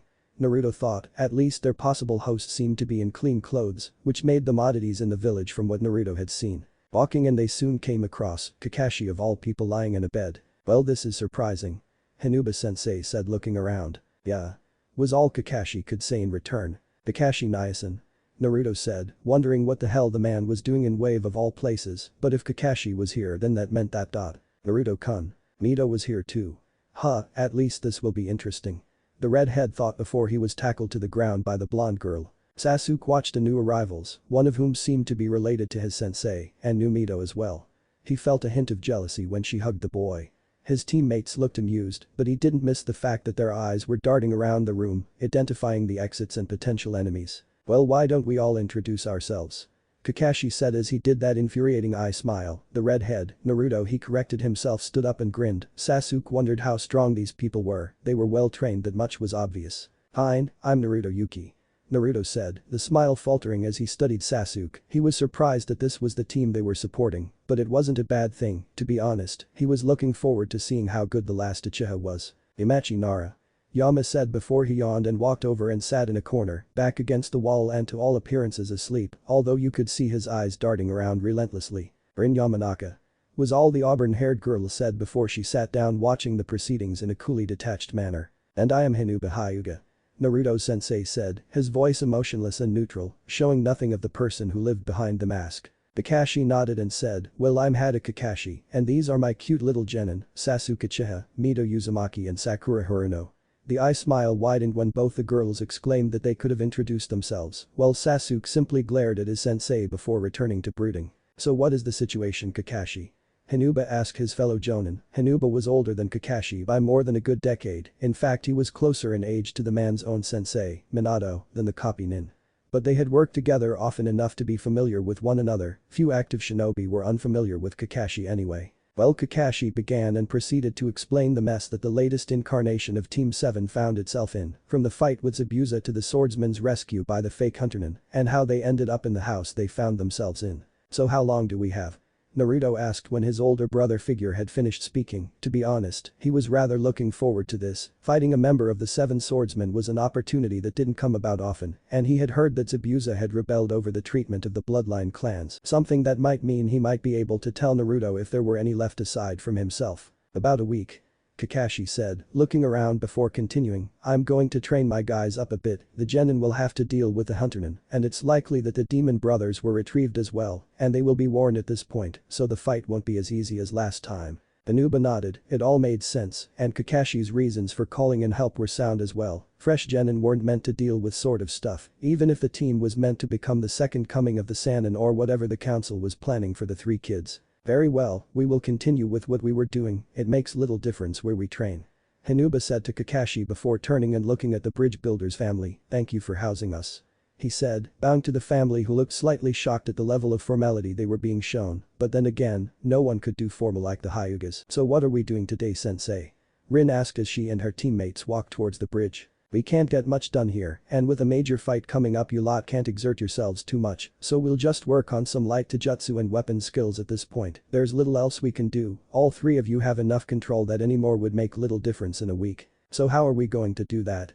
Naruto asked, but before Hinuba could answer he was cut off by Yama sniggering. Isn't it obvious? He asked, before answering his own question, it's the same thing we always do, sparring on the water. Hinuba nodded, while Naruto muttered various curses under his breath about what Naras could do with their genius IQ. Regardless, that is indeed what we will be doing, although at this point, it will be a three-way spar between the three of you. Unfortunately you have reached the point where for me to use the next level of the Jukin would lead to some serious injuries due to the lack of trained medic nin in the area. Hinuba said, sounding almost regretful about this, which he actually might be, Naruto thought, he seems to enjoy sparring with us. Naruto strode forward, his usual chakra forged kunai in his hands. Hinuba had drilled all three of them relentlessly until they were ambidextrous, and the skill had meant that Naruto could now wield a blade in either hand with almost equal skill. Just as Rin could easily switch hands with her tanto, and Yama could do, well, whatever it was Yama did. Naruto would have been the first to admit that he had no idea what the black-haired boy would do when it came time for him to use weapons. The nature of the squad often left Yama acting as mid to long-range support, and his jutsus fulfilled that job admirably without resorting to any tools. Naruto walked forward until he was about 50 feet from the shore. Water walking came easily to him, just as tree walking when they had done that exercise. It mattered little here however, the other two were just as good as him after all. No holds barred. He called out to his sensei as the other two walked forward to meet him, Yama hanging back and Rin fingering her sword excitably. Naturally, was the droll reply, and the Rin rushed forwards even as Naruto jumped back after throwing his kunai at the girl and flashing through hand signs rapidly. So what are we gonna do, Kakashi-sensei? Haha. Mito asked excitedly as she followed her sensei and teammates into the forest that surrounded Tezuna's house and the bridge he was working on. Very important training. Was all they could get out of Kakashi until they came to a tree that was larger than the other ones. The day Kakashi began before pausing dramatically, "You're going to learn to climb trees. That sounds really boring," Mito said, voicing everyone below 15's thoughts on the matter. "Without using your hands," Kakashi added before he demonstrated by walking up a tree. This meant that Mito's enthusiasm rapidly returned and she excitedly began to voice her eagerness for the exercise. It was Sasuke that asked the question that everyone should have asked in the first place. "Why do we want to this?" the raven-haired boy asked, which immediately caused his female teammates to turn to their sensei for an explanation. "Well," he began, "this improves your control, which is essential to learning higher level jutsu and not wasting your chakra during battle. Some people find it easy, usually due to their low chakra reserves or due to another factor, like being naturally blessed with good chakra control, like Tsunade of the Sannin or even Naruto, who's always had good control. But anyway, you need to practice if you want to be any good at ninjutsu or any aspect of the shinobi arts really. This is just the first step too." In fact, here he paused again, closing his eye before he opened it and jumped down, landing gracefully in from the 3 prepubescent teens he had been assigned to teach. "I'll show you what good chakra control leads to," he said and turned away, walking towards the bridge. The others followed. 10 minutes later, all 4 of them were watching the 3-way duel that was in progress, each of them with the exception of Kakashi, who already knew what the 3 older genin were capable of, shocked at what they saw. Sasuke smirked. These people were strong, especially the Naruto kid. He could use ice, it seemed, which was odd. There was no record that he knew of in the village about people that could use ice. He didn't like not knowing, and it was especially odd, as it was a skill set that his clan would usually have copied. The ice senbon that he had just spat out were a testament to that. "Sensei, can you use ice too, seeing as Naruto's your younger brother?" Sakura asked. Sasuke and Mito turned to look at Kakashi, who was concentrating on the fight, marveling at how much Naruto had improved since he had last seen him. "Naruto isn't really my brother, I adopted him years ago, and no Sasuke, you can't copy those techniques with a Sharingan eye, it's a Kekkei Genkai unique to his clan," Kakashi said, still watching the fight. "How come he never told me that he could do all this awesome stuff with ice?"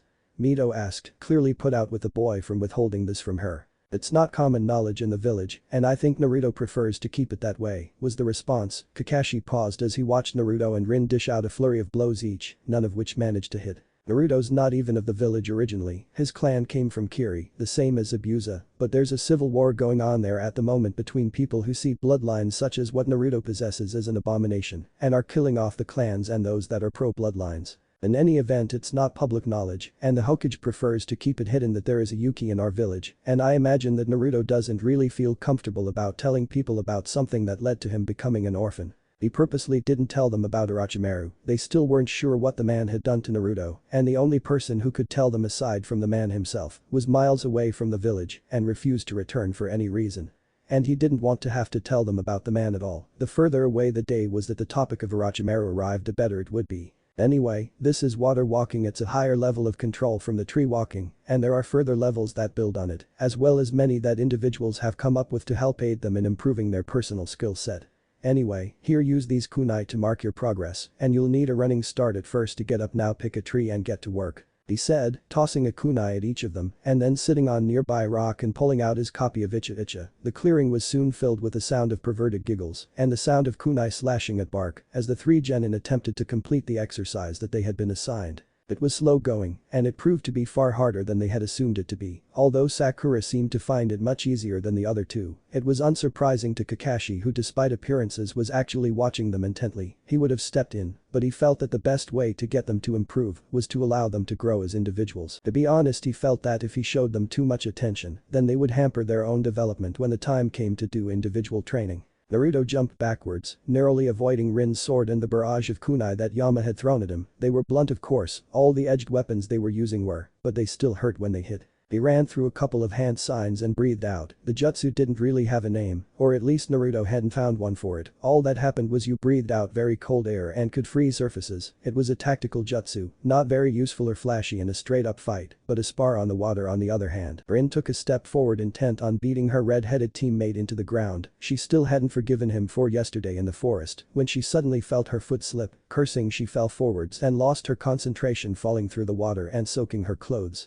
Grumbling, she went to stand up, and after regaining her purchase on the water, she looked around and watched as her two male teammates and best friends proceeded to try and beat each other to the ground in a brutal taijutsu exchange that would likely end with Naruto on top. She wasn't sure why it usually turned out that way. Naruto was just naturally more aggressive, and it meant that in a straight fight against someone who was at best his equal, the redhead usually came out on top. She glanced around, she had sensed the presences of the other team, but they had left her sensing range by this point. She smiled. Kakashi, who Naruto talked about frequently, although she had never met the famous Nin until today, had clearly intended to show the rookies just how far they had to go. She wasn't arrogant or anything, but she did recognize that the Rin Yamanaka who had just graduated the academy couldn't hold a light to the Rin Yamanaka who was at this moment standing on top of the water, dripping wet and glaring at her sensei, whose amusement was obvious if you had learned to read a Hyuga face. She heard a splash and looked back to the boys, seeing that Yama had indeed fallen beneath Naruto's relentless assault. She watched the redhead, pulled the Nara from the water, and aided him in standing on the surface again. He didn't do that for me. She thought bitterly, momentarily forgetting that had he done so he would have found himself in the water as well. Good, now do it again. She heard Hinuba say and repressed a groan. Great, now she was going to have to go the entire day with wet clothes, or at least until they stopped for lunch. Still, there was a silver lining in all of this, at least I'm not covered in blood like that time in Mori no Kuni. Although now that she thought about it that was Naruto's fault too, she gritted her teeth, he was getting a serious beat down. It was a tired and wet Team 11 that returned to the bridge builder's house that night. Much to Rin's chagrin and Hinuba's silent amusement, Naruto had managed to avoid falling into the water right up until the end. Upon their arrival they saw that Team 7 was already there. Naruto looked at each of them. Sakura seemed to be immensely pleased with herself, if the intensity of her attempts to get Sasuke to go on a date with her were any indication. He frowned, he hadn't had an opportunity to talk to the last Uchiha, and it was something that he wanted to do now more than ever. The boy reminded him of Neji, only he didn't obsess over fate. He wondered what Sasuke thought about when he breeded, but gave up in the end. He assumed that it would have something to do with Itachi, which brought up a whole new kettle of fish. He had met Itachi a few times, not many, but often enough that they could recognize each other, and he had to admit that the older boy was a puzzle. If he was honest with himself, it was Itachi that Naruto strove to model himself off. Well, as far as skills go, that is, he personally wasn't too keen on the massacre part. Still, the fact remained that he wanted to understand Sasuke. It was something he doubted anyone could claim anymore. After dinner, which shocked the civilians with how much everyone apart from Sakura who was on a diet ate, Naruto stood up and went to sit outside. No one followed him. Those that knew him had long since accepted Naruto's need to be alone at times, and neither Sakura or Sasuke wanted to go and sit with the redhead, well, at first that is. Naruto watched a blood-red sun sink as nightfall came.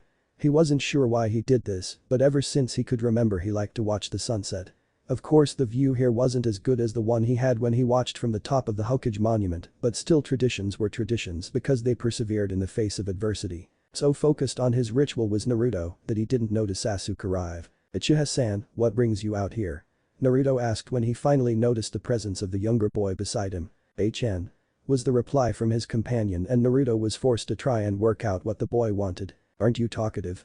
Naruto shot back sarcastically, giving up trying to work out what the boy meant. Deciding that he would have to be the one to get the ball rolling in the conversation that he had waited weeks for, Naruto turned and looked back at the sun. Only a quarter of it was still showing, and even now he could see that it was getting smaller and smaller, even as the shadows lengthened. "What makes a person strong, Uchiha-san?" Naruto asked. There was no reply, but he could tell that the raven-haired genin was listening to him. He hadn't expected an answer, so he continued talking. "I used to think that it was my dedication to making my village strong, to pay them back for all that Konoha has done for me was enough, but that's not true anymore." Here he paused, seeming to gather his thoughts before he began talking again. "Now I think that what makes people strong is protecting the things they love, be it a village or people who mean something to them." By this point he was looking at Sasuke, although Sasuke wasn't meeting his eyes. "I used to be a lot like you, stoic, unwilling to let anyone in, and I suffered for it. Be careful and try not to let your goals consume you, Uchiha-san," he said even as he stood up and went to walk back to the house. He turned suddenly and spoke again. There is a possibility that your eyes will only awaken once you are put in a life and death situation, that's the theory anyway. Sasuke was shocked that Inoue Uchiha had a theory on how the Sharingan was awakened, but decided to worry about it later, it was a good point in any case. Instead he asked a question that he had struggled with day in and day out. How do you live with it? Sasuke asked suddenly, causing Naruto to stop and look at him. I just keep going and hope that they will understand, but I always wonder I never knew them, you know. Naruto said the last part little more than a whisper before he turned and walked back inside. Tomorrow would be a busy day and he needed to sleep. Sasuke remained sitting there looking at the empty sky, his hands clenched, and for the first time his hatred overtook the fear he felt towards his brother. He stood up and made to follow his red-haired companion, ignoring the small part of him that said that he still loved Itachi, despite all that his brother had done to him. Naruto looked at Sakura who was standing on the bridge along with him and the workers. So why are you two here? Tazuna asked curiously. He was pleased he had the red head, from what he had heard he was supposed to be the best of the kids, both Kakashi and the Hinuba fellow claimed that he was going to ace the Chunin exams once he got the last of his issues worked out, whatever they were. Well, I'm here because I'm superior and finished the training before the other two. Sakura said proudly before muttering, especially Mito Baka. Naruto resisted the urge to roll his eyes. No, you're here because as a first-generation shinobi you have the smallest reserves. Sasuke comes from a clan, as does Mito, so it will take them longer to get the exercise down, especially considering Mito comes from a clan that's focus was having massive reserves. Naruto replied shortly, for the smartest kunoichi of her year, she didn't seem to have too much knowledge about the clans. That shut Sakura up, although he suspected that no one had ever explained to her the difference between first-generation shinobi and those that were descended from shinobi. And what about you? Tazuna asked looking at Naruto, who matched his gaze, the gray eyes betraying nothing, although he detected a hint of mischief that was hidden behind the stoic gaze. It would have been impossible to see had Tazuna not had a lot of experience reading people. Professional. The word seemed to echo around his skull, and he thought it described this Naruto Yuki pretty well really. My teammates need to work on some techniques that restrain the target and it's best if they practice on each other, seeing as many of them work well in collaboration, sensei has gone to make sure that they work effectively. My talents run in different directions and I can't use the techniques I need to practice on my teammates easily. He finished looking out to where you could see the rest of his team, once again practicing on the water. What do your techniques do? Tazuna asked, curious despite himself. Kill people. Naruto replied shortly making Tazuna blanch and Sakura let out a small shriek in shock.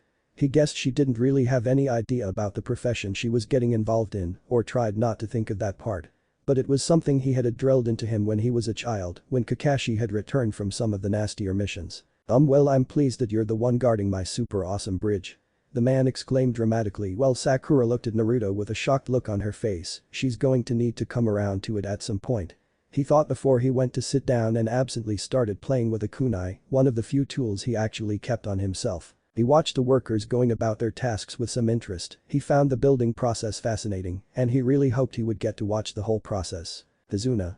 A man said as he walked up to the older man, Naruto's interest picked up, something was going to happen he could sense it. What is it Jiichi? Tazuna asked, although Naruto got the feeling that the man already knew. Well, you see, I think we should stop trying to build the bridge. He finally managed to say, his voice rising the closer he got to the end. Not you too, why, this is so sudden, why is everyone giving up? Tazuna asked, a hint of panic in his voice. Well you see, even if we have nothing, at least we're still alive right, and if we keep building the bridge, then Gato might kill us, or our families. Jiichi said his panic obvious. Tazuna sighed, it's midday, well stop today, Jiichi you don't have to come back tomorrow. Naruto stood up and walked to the man, he had to admit he felt kind of bad for the man, he was trying so hard, he reminded Naruto of the Hokage and his attempts to get the people to see Mito as a person of worth. I have to go and buy food, will you two come with me? He asked when everyone had left. Naruto nodded, it was no skin of his back, and Sakura followed them, not saying anything. Walking through the town, Naruto was shocked at just how bad things were, Sakura was far more vocal in her comments, but Naruto kept his thoughts to himself, opting to simply observe, Hinuba-sensei would want to report on the situation anyway, and he didn't want to miss an important detail. They walked into the food store and once again Naruto was shocked at the lack of available food. He followed Tazuna back, frowning all the while, ignoring Sakura and whatever she was doing behind them. Dinner that night was subdued, or at least it was until Sakura saw the picture. Which led to another round of chaos, although Naruto got his reason why Inari acted the way he did. Meanwhile Mito yelled at Inari and ran off. Naruto made to follow her but was stopped by Kakashi who simply said, "Leave her, she needs to let off some steam, go and get her tomorrow, I'll talk to Inari." Naruto nodded and returned to his seat, he would deal with this in the morning. He stood up and went to his futon. It had been an oddly draining day. Aku looked out at the crisp dark night. She would have to go and collect some herbs to aid Zabuza's recovery in the morning. She was looking forward to it actually, there was something calming about walking in the forest. Still she couldn't explain why she had such a strange feeling about tomorrow. Something was going to change, she knew it, but she wasn't sure whether or not it was a change she wanted in her life. As much as she hated it, the predictability of her current life made it something she wanted to last. Naruto woke early and was soon dressed and heading out to search for Mito. He was slightly worried about his friend spending the night in the forest, wasn't always the best thing for your health, although he doubted that the fox would let her die. He had never worked out why the Biju were so keen on keeping their hosts alive, maybe he would be able to ask one someday. It took him a while, but eventually he came across Mito who was with another girl. A beautiful girl now that he thought about it, with inky black hair and pale flawless skin, close to his own skin tone actually. She was a bit shorter than he was, but it wasn't by much, and as he got closer, he noted that her eyes were a very dark bordering on black. She didn't seem to have a very big bust, but that was a minor matter compared to how beautiful she was. He walked into the clearing and interrupted their conversation, something that Mito agreed with in any case. He arrived into the clearing and didn't realize he was staring until he heard her say, "Hello." Naruto started and attempted to get his tongue under control so that he could respond. Hi, I'm Naruto Yuki." He noted that she started when he said his clan name and her eyes widened. Interesting, she recognizes the name, might be ninja trained in that case, in which case she's probably wearing wrappings. He thought as he studied her more intently than before, he noted the slight blush on her pale skin though. "Haku, just Haku." She replied, shocked at finding a clansman here of all the places to meet and a Konohinin as well. "It's a nice name." Naruto said with a smile, causing the blush to deepen, enough to become even more noticeable. "Thank you, but I really have to go, I have my herbs for my friend and I really must get back to them. And by the way, I'm a boy." She said as she turned around and began to walk away. "No, you're not." Naruto replied smiling. This statement made her stop although she didn't turn around. "How do you know?" she asked, not denying what Naruto had just said. "You don't have an Adam's apple." Naruto replied steadily, "Well, you're right," she said, blushing very deeply at this point before all but running away, although Naruto noted that she moved very gracefully, despite her apparent rush. Interesting, he thought, ninja trained and recognizes my clan name, most likely from Kiri, in which case she's most likely Zabuza's accomplice. "Do you think we'll see her again?" Mito asked him, even as he continued to look at her retreating figure. "I'd say that we will, Mito, after all she's the one working with Zabuza." Mito's scream of "what?" could be heard throughout the forest, prompting Haku to move even faster, not sure what to think of the very handsome member of her clan that she was going to have to fight the next day. Once again she cursed Wave, why did this place have to complicate everything in her life?